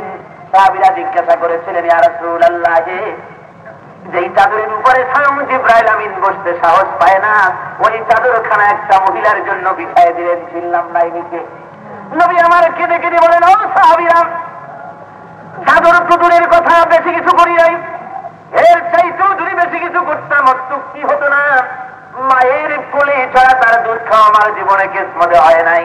তার কোলে কাকে চড়ে, তার বুকের দুধ খেয়ে আমি বড় হয়েছি। ইনি আবার সেই দুধমা হযরতে হালিমাতুস সাদিয়া। ভাইরা আমার, এই জন্য মায়ের মর্যাদা, পিতার মর্যাদা সন্তানের কাছে অত্যন্ত বেশি, সে কথা স্মরণ রাখতে হবে। মহান আল্লাহ রাব্বুল আলামিন বলে, বান্দারে, এভাবে করে মায়ের গর্ভ থেকে দুনিয়া এনে মাতৃস্নেহ আর পিতৃস্নেহের ভিতরে তোকে লালন পালন করলাম আমি আল্লাহ। এত সুন্দর করে দেখো না তোকে লালন পালন করলো। ইয়া আইয়ুহাল ইনসানু মা ওয়াররাকা বিরাব্বিকাল কারীম। এ মানুষ, কেমন করে সেই খোদার, সেই সম্মানিত খোদার ইবাদতের সাথে, সেই খোদার সাথে কি করে নাফরমানি করো? কোন জিনিস তোমার সেই সম্মানিত খোদার ব্যাপারে তোমার ধোকায় ফেলে দিল? কেন ধোকায় পড়বে? বান্দারে নজর কর, কি সুন্দর করে বানালাম। দুইটা চোখ দিলাম দেখার জন্য, কথা বলার জন্য মুখ দিলাম, কাজ করার জন্য দুটি হাত দিলাম, চলার জন্য দুটি পা দিলাম, চিন্তার জন্য অন্তঃকরণ দিলাম, মগজ দিলাম, এত সুন্দর করে সাজায় গুছায় দিলাম। কেন বান্দা তুই আমার শুকর আদায় করলি না? কি বলেন? শুকরিয়া আমরা আদায় করি, সঠিকভাবে আদায় করি না। মহান আল্লাহ কি সুন্দর করে আমাদের সাজিয়ে গুছিয়ে তৈরি করেছেন। পৃথিবীর সকল প্রাণীর তুলনায় আমরা দেখতে সুন্দর কিনা? সবচেয়ে বেশি সুন্দর। মহান আল্লাহ এভাবে করে সাজিয়ে গুছিয়ে সুন্দর করে বানিয়ে কি সুন্দর করে আল্লাহ জমিনে ছেড়ে দিয়েছেন। দুইটা চোখ যে দিলেন, এই দুটি চোখের শুকরিয়া কি জীবনে আদায় করতে পারবো বলে? পারা যাবে? আপনি যদি মিস্ত্রিকে বলেন, কোন একটা মিস্ত্রিকে, কোন একজন কার্পেন্টারকে, মেকারকে যদি বলেন যে আমার একটা এমন বাক্স বানায় দাও, সেই বাক্সের ভিতরে লক্ষ কোটি কোটি হাতি ঘোড়া, পাহাড় পর্বত, নদী নালা, কোটি কোটি মানুষ এগুলি ধরবে, আরো খানিকটা জায়গা বাকি থেকে যাবে, এমন একটা বাক্স বানায় দাও। কোটি কোটি টাকাও যদি দেন, এমন একটা বাক্স আপনারা কেউ বানায় দিতে পারবো? জোরে বলেন, পারবে? ভাইরা আমার, এবার নজর করে দেখেন, রব্বুল আলামিন কি সুন্দর দুটি বাক্স আপনার সঙ্গে দিয়া দিলেন। 1 থেকে 1.5 ইঞ্চি জায়গার মধ্যে যে দুইটা চোখ আল্লাহ আপনারে দিলেন, এই দুইটা চোখ এমন এক বাক্স, এই চোখ দিয়ে আপনি তাকান, কোটি কোটি মানুষ দেখা যাবে, পাহাড় পর্বত দেখা যাবে, লক্ষ লক্ষ হাতি ঘোড়া বাঘ ভাল্লুক দেখা যাবে, মহাশূন্য দেখা যাবে। তারপরে ওই চোখের মধ্যে খানিকটা জায়গা রব্বুল আলামিন বাকি রেখে দেন। ধরে বলেন সুবহানাল্লাহ।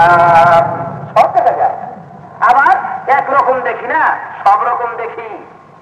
আমরা রং যদি একরকম হয়, শুধু একটা রং দেখি না, সব রং ধরা পড়ে। ধরে বলেন সুবহানাল্লাহ, সব রং ধরা পড়ে।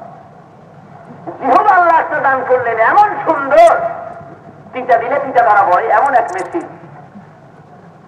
তারপরে টক দিলে ধরা পড়ে, মিষ্টি দিলে ধরা পড়ে, কষা দিলে ধরা পড়ে, যা দিবে তাই ধরা পড়ে। ঠিক কিনা? এমন করে মুখের মধ্যে আল্লাহ চিন্তা তৈরি করে দিল। খাবারের স্বাদ গ্রহণ করার জন্য, দেখার জন্য চক্ষু দিলেন, শোনার জন্য কর্ণ দিলেন। কি সুন্দর ব্যবস্থা করা! এত কিছু সাজায় গোছায় দেওয়ার পরে রব্বুল আলামিন বলে, বান্দারে এখানেই শেষ করলাম না, এরপরে আমি আল্লাহ তোর জন্য তুই কি খাবি তুই চিন্তা করার আগে আমি রব্বুল আলামিন তোমার জন্য জমিন তৈরি করেছি, যাতে করে তুমি খাওয়া পড়ার ব্যবস্থা করতে পারো। আমি তোমার এই জমিনকে, যে পৃথিবীর বুকে তুমি বাস করো, এই জমিন যেন তোমার নিয়ে কম্পন সৃষ্টি না করে, তোমার নিয়ে যেন না কাঁপে।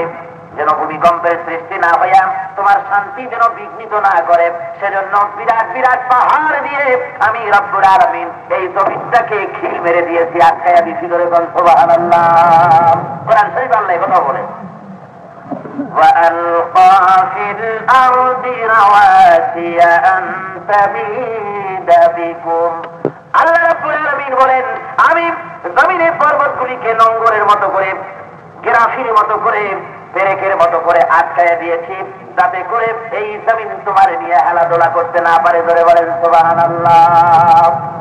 এত সুন্দর করে পাহাড়গুলো দিয়া খিল মেরে দিচ্ছি যাতে নড়াচড়া করতে না পারে। আবার এই পাহাড়ের মধ্যে তোমাদের জন্য সম্পদ রাখছি, শুধু খিল মেরে দিচ্ছি অকালে পড়ে আছে তা না। ওই পাহাড়ের মধ্যে কত ওই পাহাড়ি এলাকায় গ্যাস রেখেছি, কত খনিজ দ্রব্য রেখেছি, কত জঙ্গলি পশু রেখেছি পাহাড়ের মধ্যে। পাহাড় তোমার কাজেও লাগবে, সেই ব্যবস্থাও আমি আল্লাহ করে দিয়েছি। ধরে বলেন সুবহানাল্লাহ।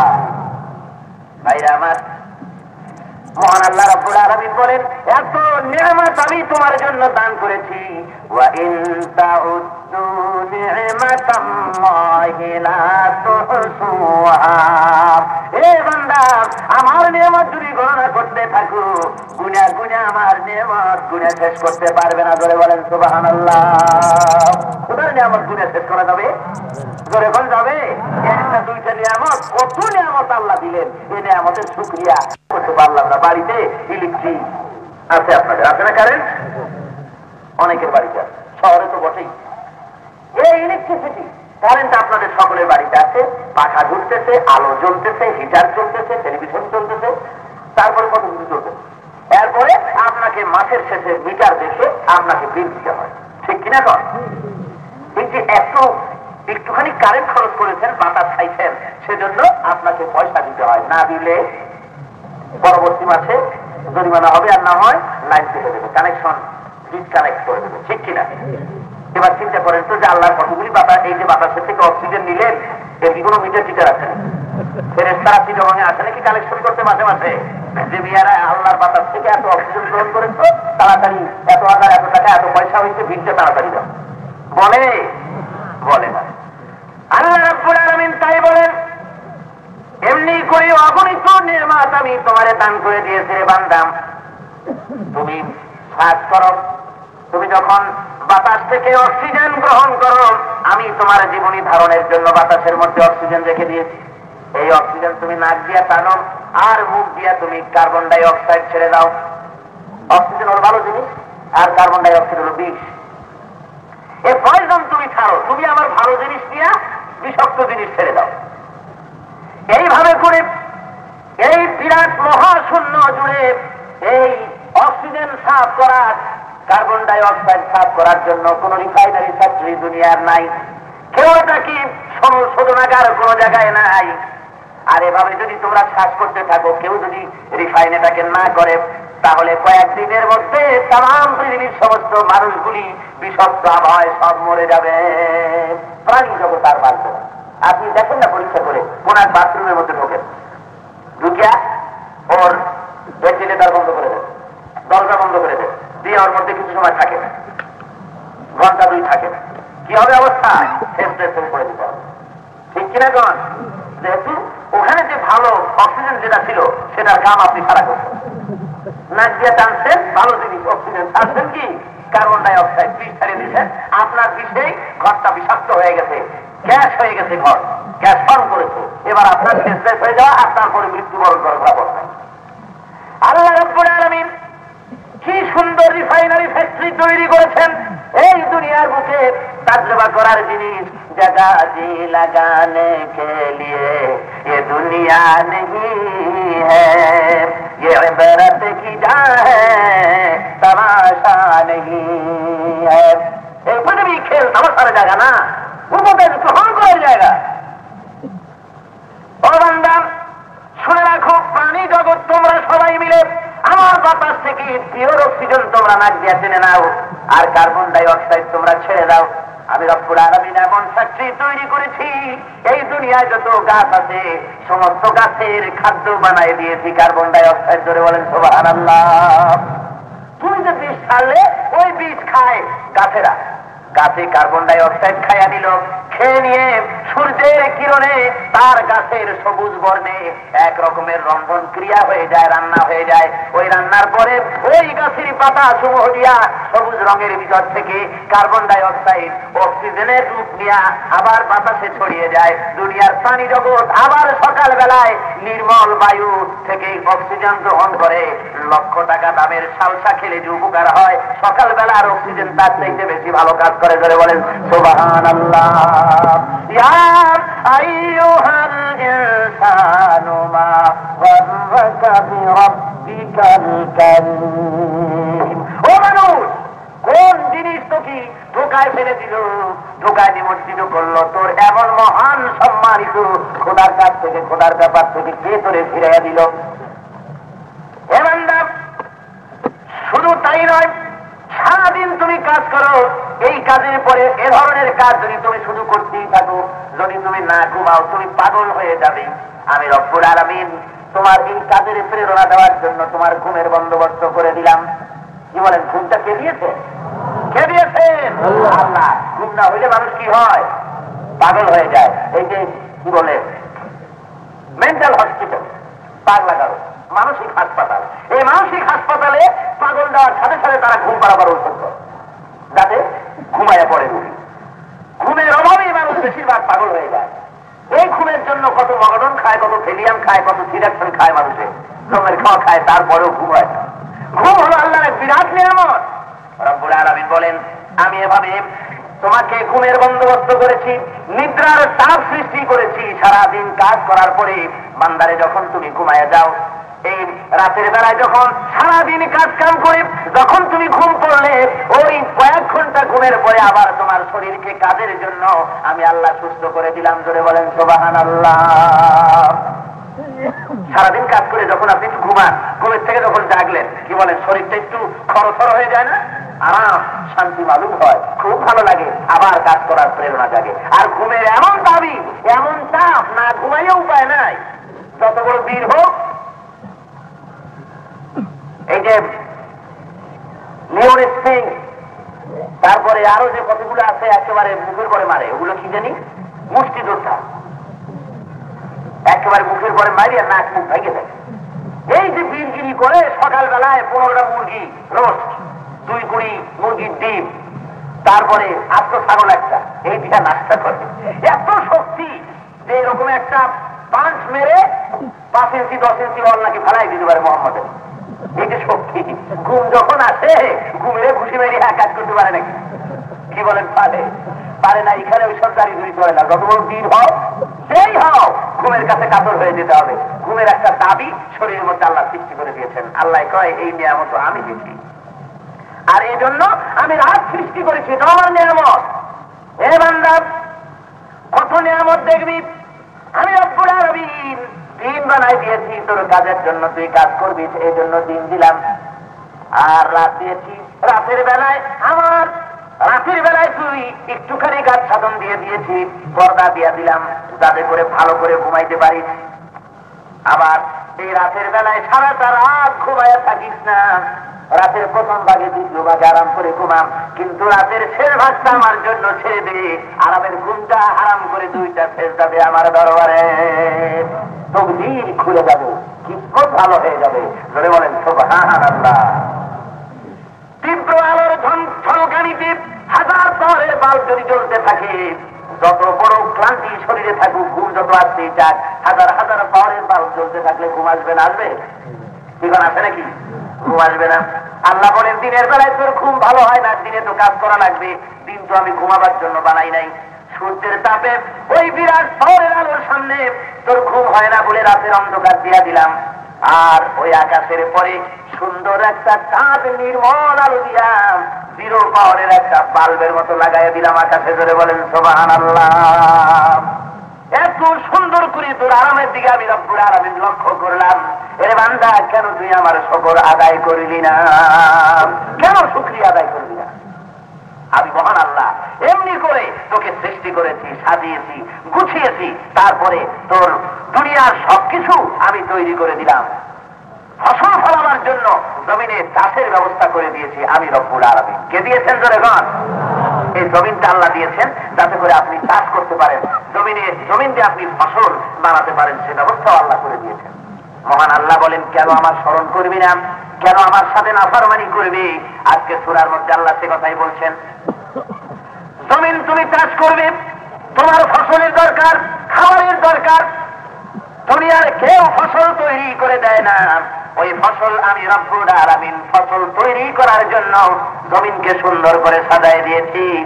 আমি ওই আকাশের মহাসমুদ্রের পানিগুলিকে মেঘমালায় পরিণত করে দেই, আর বাতাসকে হুকুম করে টেনে নেওয়ার জন্য। বাতাস যখন নিয়ে আসলো, ওই মেঘের থেকে বৃষ্টি বর্ষণ হয়ে গেল। বঙ্গোপসাগরের ছিল নোনা পানি, আমি আকাশ থেকে বর্ষণ করলাম মিঠা পানি। ধরে বলেন সুবহানাল্লাহ। আপনার কাছেই বঙ্গোপসাগর, পানি থেকে বৃষ্টি না নোনা? কি কর, লবণাক্ত পানি। আর আকাশ থেকে যে বৃষ্টিটা হয় এটা কি? মহান আল্লাহ রাব্বুল আলামিন বলেন, লাউ নাশাউ জাআলনাহু উজাজান ফালাউলা তাশকুরুন। এর বান্দা, ইচ্ছে করলি আমি রব্বুল আলামিন আকাশের ওই পানিগুলিকে লবণাক্ত অবস্থায় নাজিল করে দিতে পারতাম। লবণ না করে ওই পানিগুলিকে যেই খোদা মিষ্টি করে নাজিল করলো, সেই খোদার কেন শুকরিয়া আদায় করো না? সবাই পড়েন আলহামদুলিল্লাহি রাব্বিল আলামিন। জোরে পড়েন আলহামদুলিল্লাহি রাব্বিল আলামিন। এই আকাশের পানি যদি আমি বন্ধ করে দেই রে বান্দা, দুনিয়ার সব মানুষ যদি মিছিল করো আমার বিরুদ্ধে, আল্লাহর বিরুদ্ধে, সমস্ত মানুষ যদি মিছিল করে যে আল্লাহ তোমার মানি না, বৃষ্টি দাও না কেন, তাতে আল্লাহ কিছু হবে না? হবে? গোটা পৃথিবীর মানুষ যদি বলে আল্লাহরে মানি না, তাতে আল্লাহর কি অসুবিধা আছে? আবার গোটা বিশ্বের সমস্ত মানুষ যদি সেজদায় পড়ে কলেমা পড়ে একযোগে ঈমান আনে, তাতেও আল্লাহর উলুহিয়াত খানিকটা বেড়ে যাবে না? যেখানে আছে সেখানেই আছেন আল্লাহ। আপনার আমার ইবাদত করায় না করায়, শুকর আদায় করায় না করায়, আল্লাহ কিছু আসে যায় না। যা হয় আমার ফায়দা হয়, আপনার ফায়দা হয়, ঠিক কিনা? কর রব্বুল আলামিন বলে, বান্দারে এমনি করে ওই আকাশ থেকে বৃষ্টি নামাবার ক্ষমতা কারো নাই। কে নামালো বৃষ্টি? আনতুম আনজালতুমুহু মিনাল মুজনি আম নাহনুল মুনজিলুন। আকাশ থেকে বৃষ্টিটা কে নাযিল করে দিল? তুমি দিয়েছো না আমি রব্বুল আলামিন দিয়েছি? কে? আল্লাহ দিয়েছেন। আকাশ থেকে বাড়ি বর্ষণ করলেন আর মাটিকে সিক্ত করে দিলেন। মহান আল্লাহ বলেন, মাটি ভিজায় দিয়ে কি করলাম? فأحيينا به الأرض بعد موتها كذلك النشور। আমি রব্বুল আলামিন ওই পানি দিয়ে মৃত্যু জমিনকে জিন্দা বানায় দিলাম। নববধূ প্রসব করার জন্য, গর্ভ ধারণ করার জন্য নববধূ যেমন প্রস্তুতি গ্রহণ করে, আমার আকাশের বৃষ্টি দিয়া তেমনি ভাবে এই মরার জমিনকে ফসল ধারণের ক্ষমতা আমি আল্লাহ দিয়ে দেই। জমিনে বা ফসল ধারণের ক্ষমতা পেল। এই জমিনে তুমি চাষ করলা লাঙ্গল দিয়া, জমিনে চিড়ে আসাইয়া একেবারে কাদা কাদা করে দিল। তারপর সেই কাদার মধ্যে বীজ ছেড়ে দিল। হবে না? মাটির তো অভ্যাস, দেহের মধ্যে আপনি যতই লোহা রাখেন, পাথর রাখেন, লোহা পাথর সব খাইয়া হজম করে ফেলে যায় মাটিতে, তাই নাকি? আমি লক্ষ্য করেন, চিন্তা করেন, গবেষণা করেন, মোরাকাবা করেন, তাফাক্কুর করুন। সেই কাদার মধ্যে লোহা রাখলে, পাথর রাখলে খেয়ে হজম করে দেয়, শেষ করে দেয়। 50 মণ ওজনের একটা পাথর রাখলে বছর, আগামী বছর উঠালে দেখা যাবে তা দিয়া 10 শেষ হয়ে গেছে, খেয়ে হজম করে ফেলেছেন। তাই কিছু মাটির মধ্যে দেন না কেন, মাটির অভ্যাস খাইয়া ফেলানো। সেই মাটির ভিতরে পাতলা আবরণী দেওয়া, পাতলা পাতলা তুষের ছাউনি দেওয়া, কতগুলি চাউল আমানত করে দিলেন, কতগুলি গম আমানত রাখলেন। কেন পচলো না? এই প্রশ্নের জবাবে রব্বুল আলামিন বলে, বান্দারে জানিস না, যখন তুই বীজ বপন করে যাস মাটির মধ্যে, আমি রব্বুল আলামিন তখন ওই মাটির প্রতি নোটিশ করে দিলে, মাটি আমার আশরাফুল মখলুকাত, আমার সৃষ্টির সেরা বান্দা, তার রুজি তোর ভিতরে আমানত করেছে। খবরদার মাটি, আমার বান্দা রুজি নষ্ট করতে পারবি না। রিজকের সেচের ব্যবস্থা আল্লাহ করে দিয়েছেন। জমিন আল্লাহর হুকুম মানতে বাধ্য, বাধ্য না? ধানের বিরাট বিরাট গোছা দেখে, সবুজ শ্যামলিমা দেখে, মাছ ভরা দাম ধান দেখে বাড়িওয়ালা নিয়োগ করে এইবার যাত্রা দেবো ভালো করিয়া, এত সুন্দর ধান হইছে, এইবার অপেরা দিতে হবে, টাইমার খেলায় অস্থির করে ফেলাইতে হবে, তারপর বাইক থিয়েটার সবকিছু করা লাগবে, ঢাকা থেকে শিল্পী আনতে হবে। আমি গাছে কাঁঠাল গোপে তেলের মতো জমিনে ভালো ফসল দেখে গোপে তেল মাখা শুরু করে দিয়েছ, নাফরমানি করার। রব্বুল আলামিন বলে, বান্দারে যেই জমিনের ফসল দেখি এভাবে গোপে তাও দিতেছ, আমি রব্বুল আলামিন ইচ্ছা করলে ওই তোর ধানগুলিকে, তোর বীজগুলিকে, জমিনের ফসলগুলিকে খড় কুটায় আমি আল্লাহ পরিণত করে দিতে পারি। পারেন না? বঙ্গপাল লাগাই যদি দেন কেমনে ঠেকাবে? সূর্য উঠেই থাকলো, ডুবলো না, অর্থাৎ ডুবলো বটে কিন্তু বৃষ্টি হলো না, খুব প্রখর তাপ চলতে লাগলো, বৃষ্টি নাই, ফসল ঠেকাইতে পারবেন? পোকামাকড় লাগে গেল জমের মতো, কেমনে ঠেকাইবে?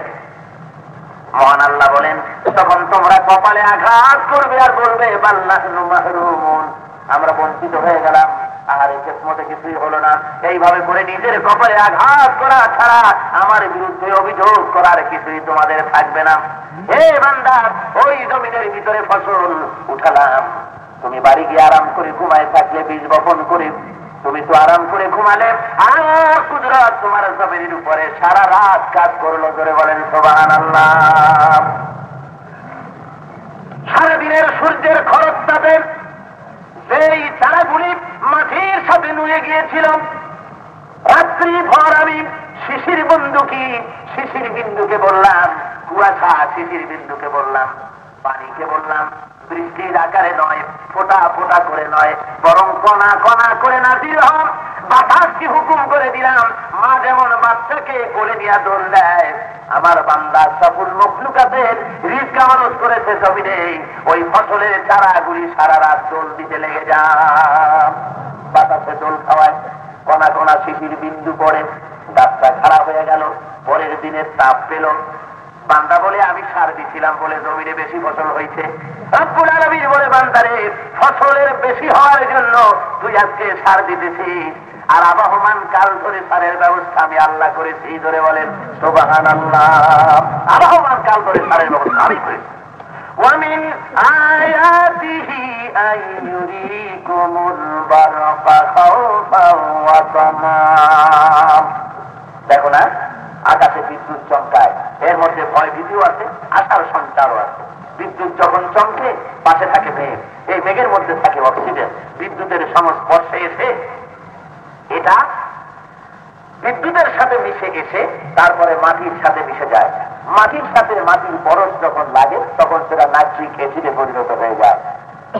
কৃষি বিজ্ঞানীরা বলেছেন যে নাইট্রিক অ্যাসিড মাটির জন্য সবচেয়ে বড় সার। ধরে বলেন সুবহানাল্লাহ। যে বছর যত বেশি বিদ্যুৎ চমকায় সে বছর তত বেশি ফসল ভালো হয়। ধরে বলেন সুবহানাল্লাহ। মহান আল্লাহ রাব্বুল আলামিন বলে, এ বান্দা, ইয়া আইয়ুহাল ইনসানু মা গাররাকা বিরাব্বিকাল কারীম। এমন আল্লাহর সাথে, এমন খোদার সাথে কেমন করে নাফরমানি করি, কোন জিনিস তোরে ধোঁকায় ফেলে দিল এই সম্মানিত আল্লাহর ব্যাপারে। যিনি তোর ফসল দিল, এই ফসল জাগলো, বড় হয়ে গেল, চিটা হা করে থাকলো, গম বা ধানের চিটা হা করে আছে, ওর মধ্যে চাউলও নাই, গমও নাই। মহান আল্লাহ রাব্বুল আলামিন বলেন, হা করে আছে, এমনি করে রহমতের পানি এর ভিতরে পড়ে গেল, আমার হুকুমে চিটা বন্ধ হয়ে গেল, পানিটা গাঢ় হয়ে গেল, দুধের আকার ধারণ করলো, আস্তে আস্তে তা ঘন হয়ে চাউলে পরিণত হয়ে গেল, পেকে গেল, বাড়িতে এনে মারাই করলি, এ বান্দা এরপরে খাইনি, একবারও আলহামদুলিল্লাহ শব্দটাও বললি না। কি সুন্দর করে খাবার তৈরি করে দিলাম। অভিযোগ হতে পারেন পুষ্টা কেন দেওয়া হলো? মহান আল্লাহ রাব্বুল আলামিন ইচ্ছে করলে শুধু চাউল আপনাকে দিতে পারতেন জমিনে, কেন দেন নাই? ওয়ালাকাদ কাররামনা বানি আদম। আল্লাহ বলেন, আমি বনি আদমকে সম্মান দান করেছি। সম্মানিত জীব আমার, আমার সম্মানিত মেহমান, খানা খোলা দেওয়ার খোলা দেওয়াটা ভালো মনে করি নাই। ভদ্র মেহমান, সম্মানিত মেহমান যদি বাড়ি আসে, সম্মানিত মেহমানের সামনে থেকে ঢুকে মানুষ খাবার পরিবেশন করেন, খোলা খাবার দেওয়া। যত খাবার পরিবেশন করেছেন সমস্ত খাবারগুলি আপনাকে সম্মানের সাথে দিয়েছেন। সম্মানিত বান্দার সামনে সম্মানিত আল্লাহ রাব্বুল আলামিন খাবার দিলেন ঢেকে ঢুকে। চাউল দিলেন তুষের আবরণী দিয়া, কলা দিলেন একটা প্যাকেট বানাইয়া, লিচু দিলেন কভার দিয়া, আনারস দিলেন কভার দিয়ে, আম দিলেন কভার দিয়ে। এমনি করে যত খাবার বান্দার সামনে হাজির করে দিয়েছে আল্লাহ, সমস্ত খাবারগুলি থেকে ঢুকে দিলেন। জোরে বলেন সুবহানাল্লাহ। বান্দার শুকর আদায় করলো না, বান্দার বলা উচিত ছিল খাওয়ার সঙ্গে সঙ্গে আলহামদুলিল্লাহি রাব্বিল আলামিন। সবাই পড়েন আলহামদুলিল্লাহি রাব্বিল আলামিন। সমস্ত প্রশংসা ওই রব্বুল আলামিনের, যিনি তামাম জাহানের পালনেওয়ালা, এবং সুন্দর করে সুগঠিত করে বান্দার খাবার পরিবেশন করেছেন, থাকবার ব্যবস্থা করেছেন। জোরে সরে দরুদ শরীফ পড়েন সালাতুল্লাহ সালামুল্লাহ আলাইকুম সালাতুল্লাহ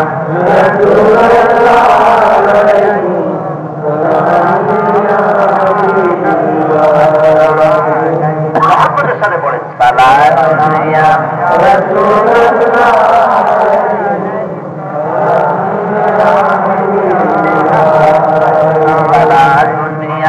রাসূলুল্লাহ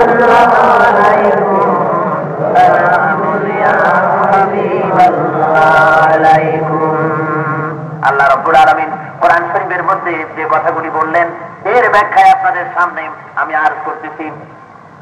মহান আল্লাহ রাব্বুল আলামিন পরিষ্কার করে বর্ণনা করেন, বান্দারে এমন করে সুন্দর করে তোমাকে সাজায় গুছায় তৈরি করে খাবারের ব্যবস্থা করেছি। ইয়া আইয়ুহান নাসু যকুরু নি'মাতাল্লাহি আলাইকুম হাল মিন খালিকিন গায়রুল্লাহ। হে মানুষ, স্মরণ করো সেই খোদার, স্মরণ করো সেই আল্লাহ, সেই আল্লাহর নেয়ামতের শুকরিয়া আদায় করো, নেয়ামতের স্মরণ করো যেই খোদা ছাড়া তোমাদের কোনো আল্লাহ নাই। কোন আল্লাহ? ইয়ারযুকুকুম মিনাস সামাই ওয়াল আরদি লা ইলাহা ইল্লা হুয়া ফাআন্না তুফাকুন। যেই খোদা তোমাদেরকে আকাশ ও জমিন থেকে রিজিক দান করেন, এই খোদা ছাড়া তোমাদের কি কোনো খোদা আরো আছে নাকি? আছে?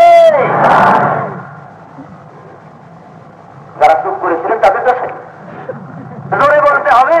আকাশ ও জমিন, আকাশ থেকে জমিন থেকে খাদ্য সরবরাহ যে আল্লাহ করেন, উনি ছাড়া আরো কোনো আল্লাহ আছে? এই সাক্ষী হয়ে যাচ্ছে, রেকর্ড হয়ে যাচ্ছে। আমরা যে নাই বললাম, এটা আল্লাহ শুনছে নাকি? না মাইকে আরো জোরে পাওয়া লাগবে? আল্লাহ শুনতে পান। মহান আল্লাহ রাব্বুল আলামিন পরিষ্কার করে বলেছেন, আমার শ্রবণ শক্তি, কুদরতি শ্রবণ শক্তি এত তীব্র, মহাসমুদ্রের অতল তলদেশে শৈবালের গায়ে লাগানো ছোট্ট একটি পোকা যদি ক্ষুধার যন্ত্রণায় চিৎকার মারে, ওই আওয়াজ আমি রব্বুল আলামিনের কুদরতি কানে পৌঁছে যায়, এটাও শুনতে পাই। শুধু তাই নয়, تسقط من ورقة إلا يعلمها। জমিনের উপরে কি হয়, পানির ভিতরে কি হয় সে খবর তো জানি, বরং এটাও জানি এই পৃথিবীর কোন একটি গাছের একটি পাতা যদি পড়ে যায়, কোন গাছের কোন পাতা পড়েছে খবর জানি। পাতা পড়লে পরে মাটিতে, মাটির উপরে শুকনা পাতা হোক কাঁচা পাতা হোক, মাটিতে পড়লে যে একটা আওয়াজ হয় খট করে, আল্লাহ বলে বান্দারে ওই আওয়াজ শুকুনো তোর খোদার কুদরতি কান এড়ায় না, এটাও শুনি। ইউনূস আলাইহিস সালাম কাঁদছিলেন যখন পানির মধ্যে বসে, আপনি শুনছিলেন? জীবন শুনেছেন? আমাদের শোনার তো প্রশ্নই ওঠে না। সেই যুগে যারা দুনিয়ায় বেঁচেছিলেন তারা শুনেছে। হযরত ইউনূস আলাইহিস সালাম সম্পর্কে রব্বুল আলামিন বলেন, ওয়াযান্নুন ইয যাহাবা মুগাযিবান ফাযান্না আন লান নাকদিরা আলাইহি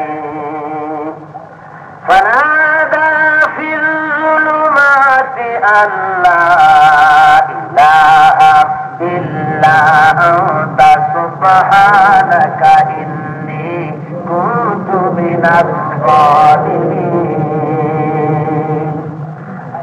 মাছের সাহেব মাছের পেটের মধ্যে বসে ফিজুলমাত জমায় কাছে তিনটা অন্ধকারের ভিতর থেকে চিৎকার মেরেছিলেন। রাতের অন্ধকার, মাছের পেটের অন্ধকার, পানির অন্ধকার, ত্রিবিধ অন্ধকারের ভিতর থেকে চিৎকার মেরেছেন কে? ইউনূস আলাইহিস সালাম জানেন এই মাছের পেটের মধ্যে দরজা নাই, ভেন্টিলেটর নাই, মুখ দিয়া বের হবো তারও পথ নাই। মানুষ একটা খাইয়ে ফেলাইছে, মাছটা কি মাছ চিন্তা করেন, কত বড় মাছ খাইয়ে যখন ফেলাইছে, যে মাছে একটা মানুষ আস্ত গিলে ফেলতে পারে সে মাছে হজম করতে পারে না। ইউনূস আলাইহিস সালাম কতদিন ছিলেন পেটের মধ্যে মাছে? 40 দিন। হজম হইল না কেন? ভাইরা আমার, রব্বুল আলামিনের হুকুম নাই, মাছের ক্ষমতা নাই হজম করার। ওই মাছের পেটের মধ্যে বসে ইউনূস আলাইহিস সালাম চিৎকার মেরে দিলেন, লা ইলাহা, বলেন সবাই, লা ইলাহা ইল্লা আনতা সুবহানাকা ইন্নী কুনতু মিনাজ জালিমিন। আয় আল্লাহ, তুমি ছাড়া কোনো ইলাহ নাই, তুমি ছাড়া কোনো ইলাহ নাই, মাবুদ নাই। তোমার পবিত্রতা ঘোষণা করছি, আমি আমার নফসের পরে জুলম করেছি, আমি জালিমদের অন্তর্ভুক্ত হয়ে গেছি। আল্লাহ, ইউনূস আলাইহিস সালাম যখন এমনি করে গিরিয়াজারি করতেছিলেন, মাছের পেটের ভিতরে বসে যখন চিৎকার মারেছিলেন, রব্বুল আলামিন ডাক দিয়া কয়, ইউনূস, মাছের পেটের ভিতরে বসে নদীর অতল তলদেশে যে চিৎকার তুমি মেরেছিলে, দুনিয়ার কেউ শোনে নাই, বাচ্চা শোনে নাই, নেতা শোনে নাই, তোমার আত্মীয় স্বজনেরা শোনে নাই, তোমার ওই নদীর অতল তলদেশের চিৎকার তোমার আরশের মালিক আমি রব্বুল আলামিন শুনতে পেরেছি। শুধু শুনি নাই, সাথে সাথে জবাব দিয়ে দিয়েছি।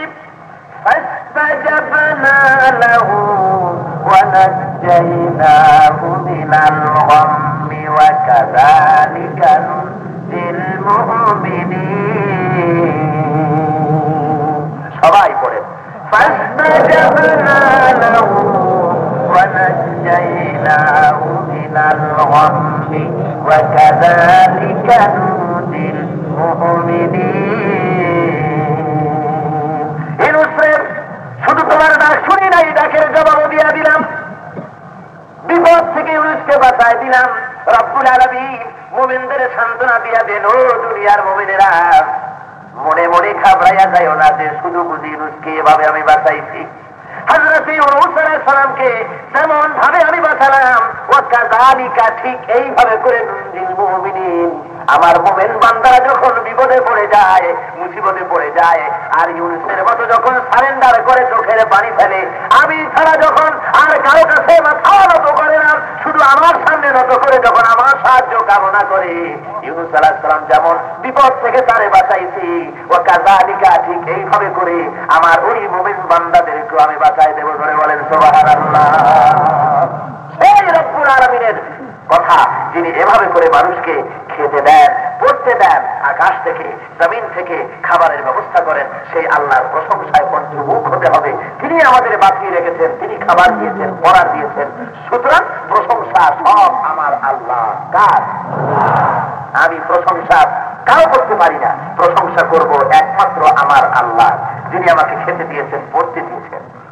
ও বান্দা, সেই খোদা তোমাকে এত রকমের খাবার দিলেন, যে খাবারের কোন শেষ নাই, জমিনে গাছ তৈরি করে ফসল খাওয়ালেন, আবার জন্তু জানোয়ার তৈরি করে তার গোশত খাওয়ালেন, আবার জানোয়ারের পেট থেকে দুধ বার করেও তোমাকে খাওয়ালেন। ধরে বলেন সুবহানাল্লাহ। ওয়া ইন্না লাকুম ফিল আনআমি লাইবরা, কি সুন্দর করে তোমার চতুষ্পদ জন্তুর ভিতরে আমার নিদর্শন আছে, তাকায়া দেখো। তোমার গাভীর মধ্যে, তোমার গাভী জমিনের ঘাস খায়, এই ঘাস সিনার মধ্যে নিষ্পেষিত হয়ে যায়, পেটের মধ্যে আমি মেশিন বানাইয়া দিছি, সেই মেশিনে ঘাসগুলা সব ওর মধ্যে কাদাকারণ হয়ে যায়।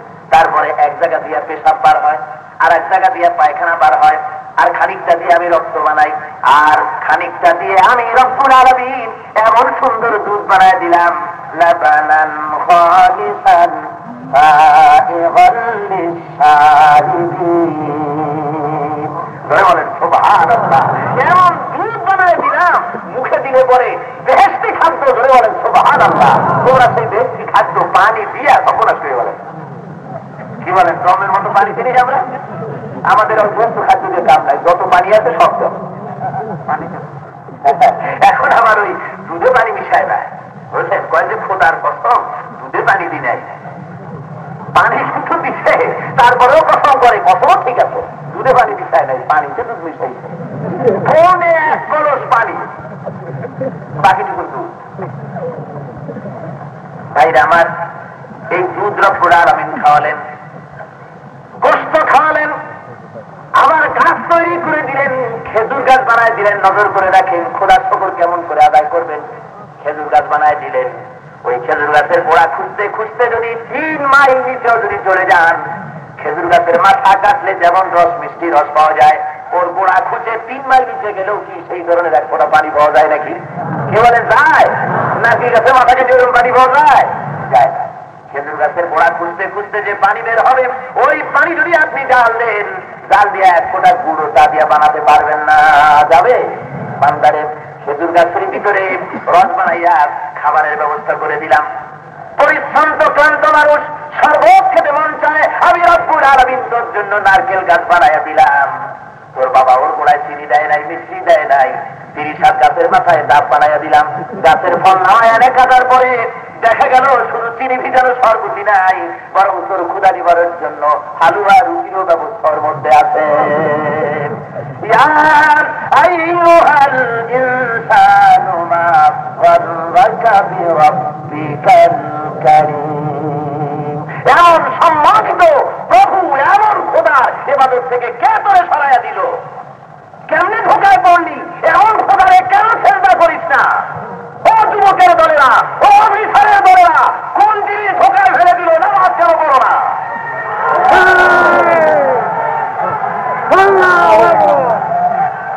ভাইরা আমার, আল্লাহ রাব্বুল আলামিন এমন সম্মানিত প্রভুর সামনে সেজদা দিতে কি মন চায় না? আপনার বস, আপনার বড় অফিসার, চাকরি আপনার, চাকরিতে আপনার উপরে খুশি থাকবে বলে এত আজিজিয়ানকে সারি করেন অফিসারের সামনে। ওরে সর্বনাশ, একেবারে মূর্তির মতো দাঁড়ায় থাকে, নড়েও কোন জায়গায় চুলকায়ও, মনে মনে ভাবে যে চুলকা দুজনের কথা বসলেও আসতে বেয়াদবি হয়ে যাবে। তারপরে হুজুরের জন্য কি না করবে দিশা করতে পারে না। বাড়িতে মাছ নিয়ে যায়, গোশত নিয়ে যায়, চাকরিতে প্রমোশন নিয়ে হয়, এইভাবে করে অফিসারের পিছনে ঘুরতে থাকে।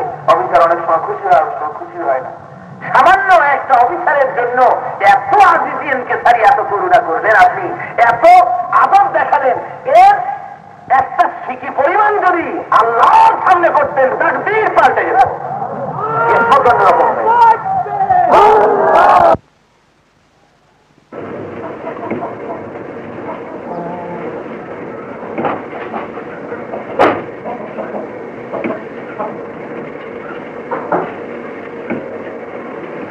বানায় দিয়েছেন, দেখতে খানিকটা কলা গাছের মতো, যা কাগজে বইপত্রে দেখা যায়।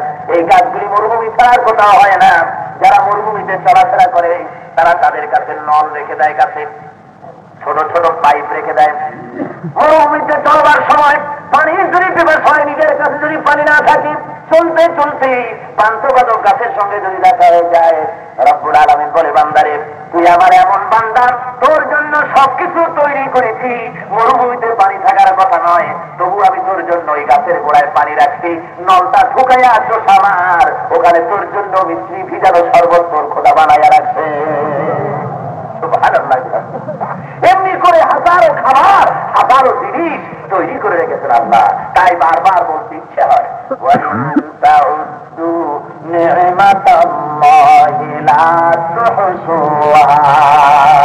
যতই গণনা করো না কেন আল্লাহর নিয়ামত গুণা শেষ করা যাবে না। খোদার এই নিয়ামত আমরা যত পেয়েছি, শুকরিয়া আমাদের আদায় করা উচিত। সবচেয়ে বড় দুঃখের বিষয়, আমরা আল্লাহর নিয়ামত পাই, শুকরিয়া আদায় করি না।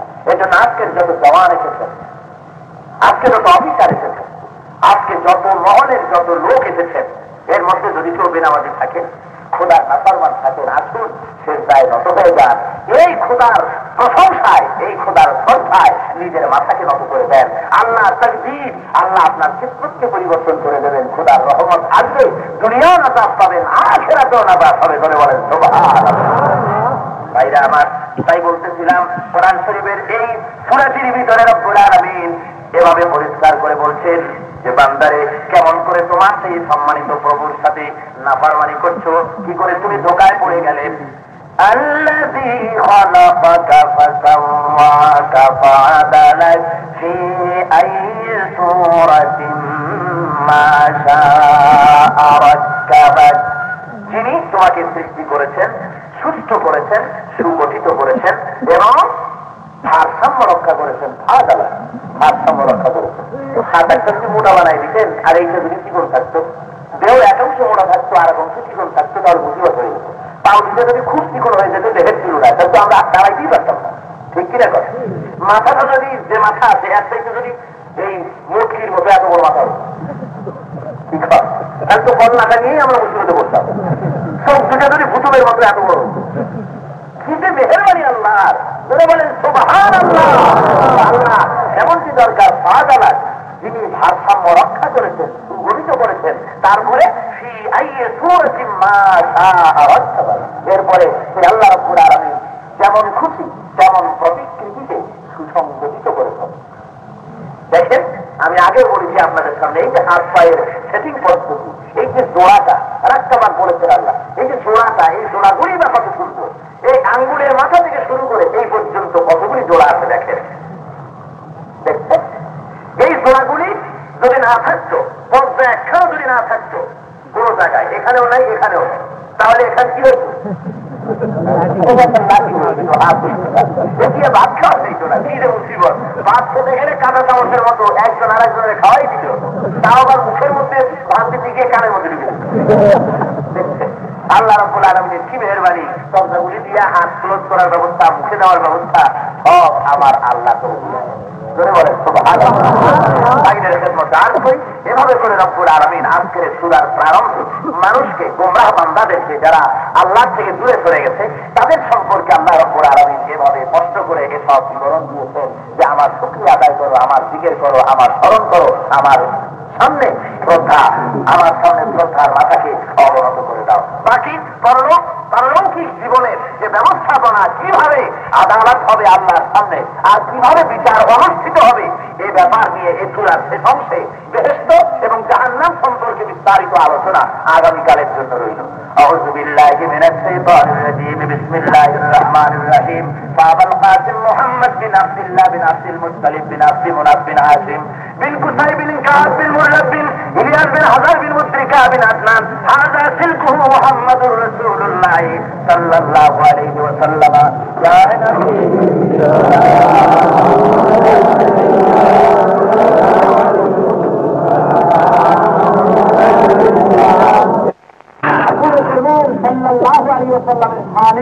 মহব্বতের সাথে, দেশের সাথে সালাম পেশ করতে হবে। আমরা যদি এখান থেকে সালাম পেশ করি, এই সালাম মদিনা যাবে না? লন্ডন থেকে, আমেরিকা থেকে খবর পড়লে তা যদি ইশার আমাদের কানে এখানে ঢুকাই দিতে পারে, তাহলে আল্লাহর হাবিবের সামনে সালাম পেশ করলে তা মদিনা এই ইশারের বাবা পৌঁছে দেবে। আল্লাহ বেশক ফেরেশতাদের মারফতে আমাদের কণ্ঠের আওয়াজ মদিনা রাসূলের কাছে পৌঁছে দেবেন। মহব্বতের সাথে পড়েন ইয়া নবী।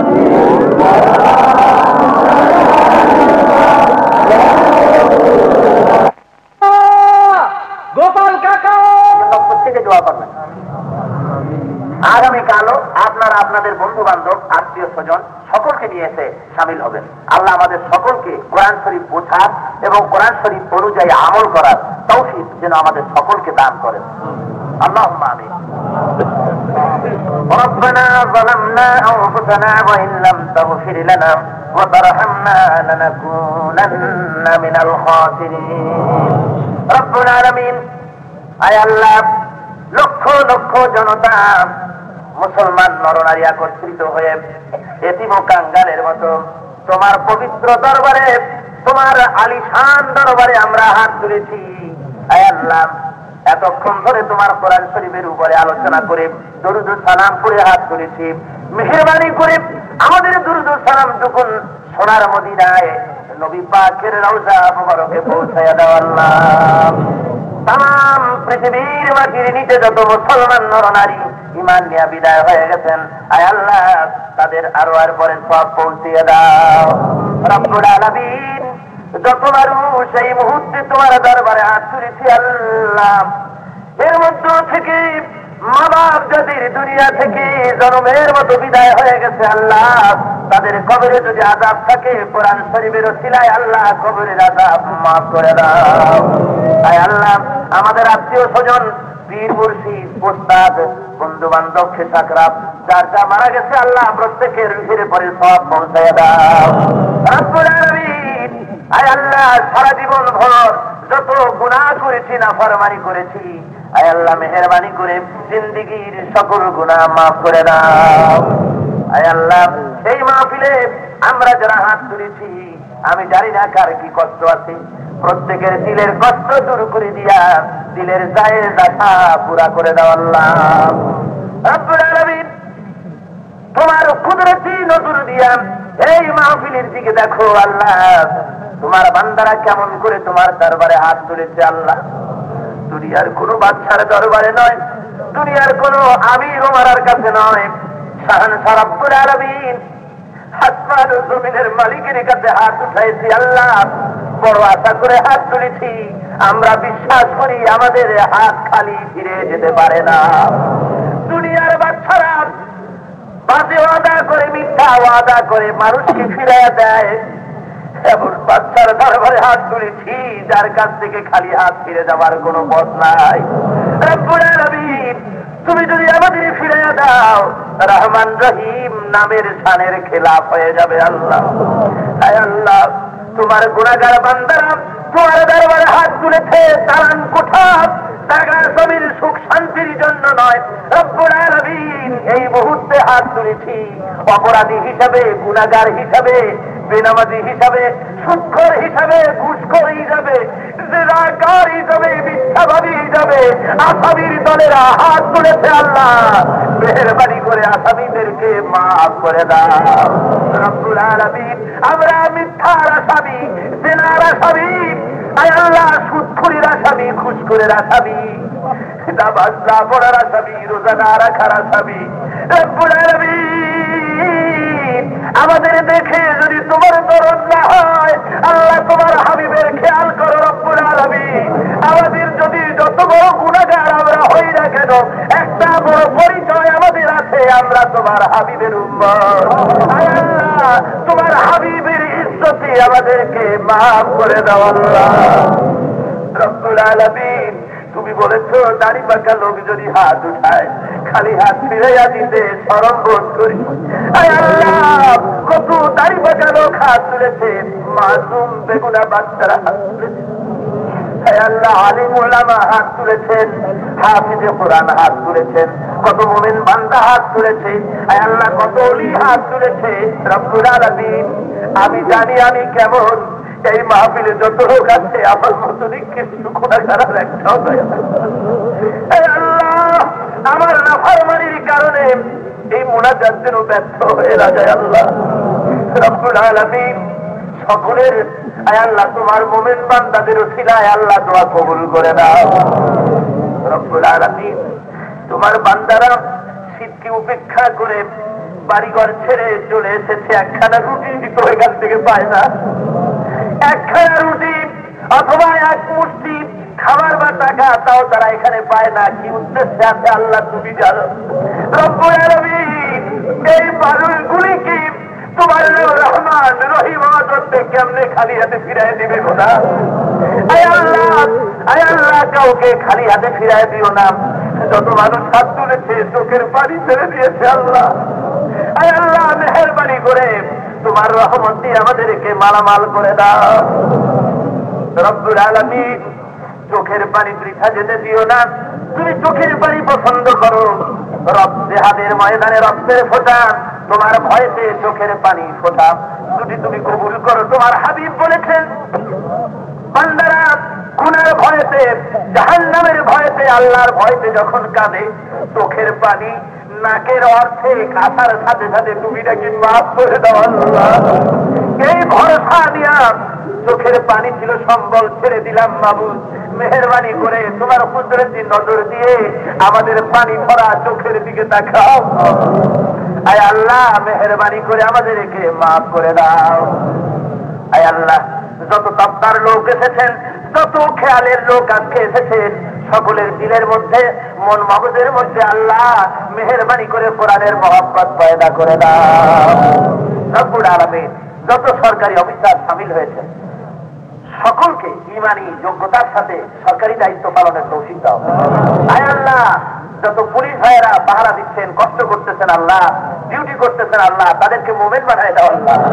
আয় আল্লাহ, যত ভলেন্টিয়াররা, আয় আল্লাহ স্বেচ্ছাসেবকরা কাজ করতেছে, তুমি তাদের দিকে দেখো, কোনো বেতন করে নিয়ে নয়, বরং শুধুমাত্র কোরআনের ক্ষেত্রে দাঁড়ায় দাঁড়ায় ঘন্টার পর ঘন্টা তারা পাহারা দিতে কষ্ট করতেছে আল্লাহ, তুমি ওদের জন্য জাহান্নামের আগুন হারাম করে দিও আল্লাহ।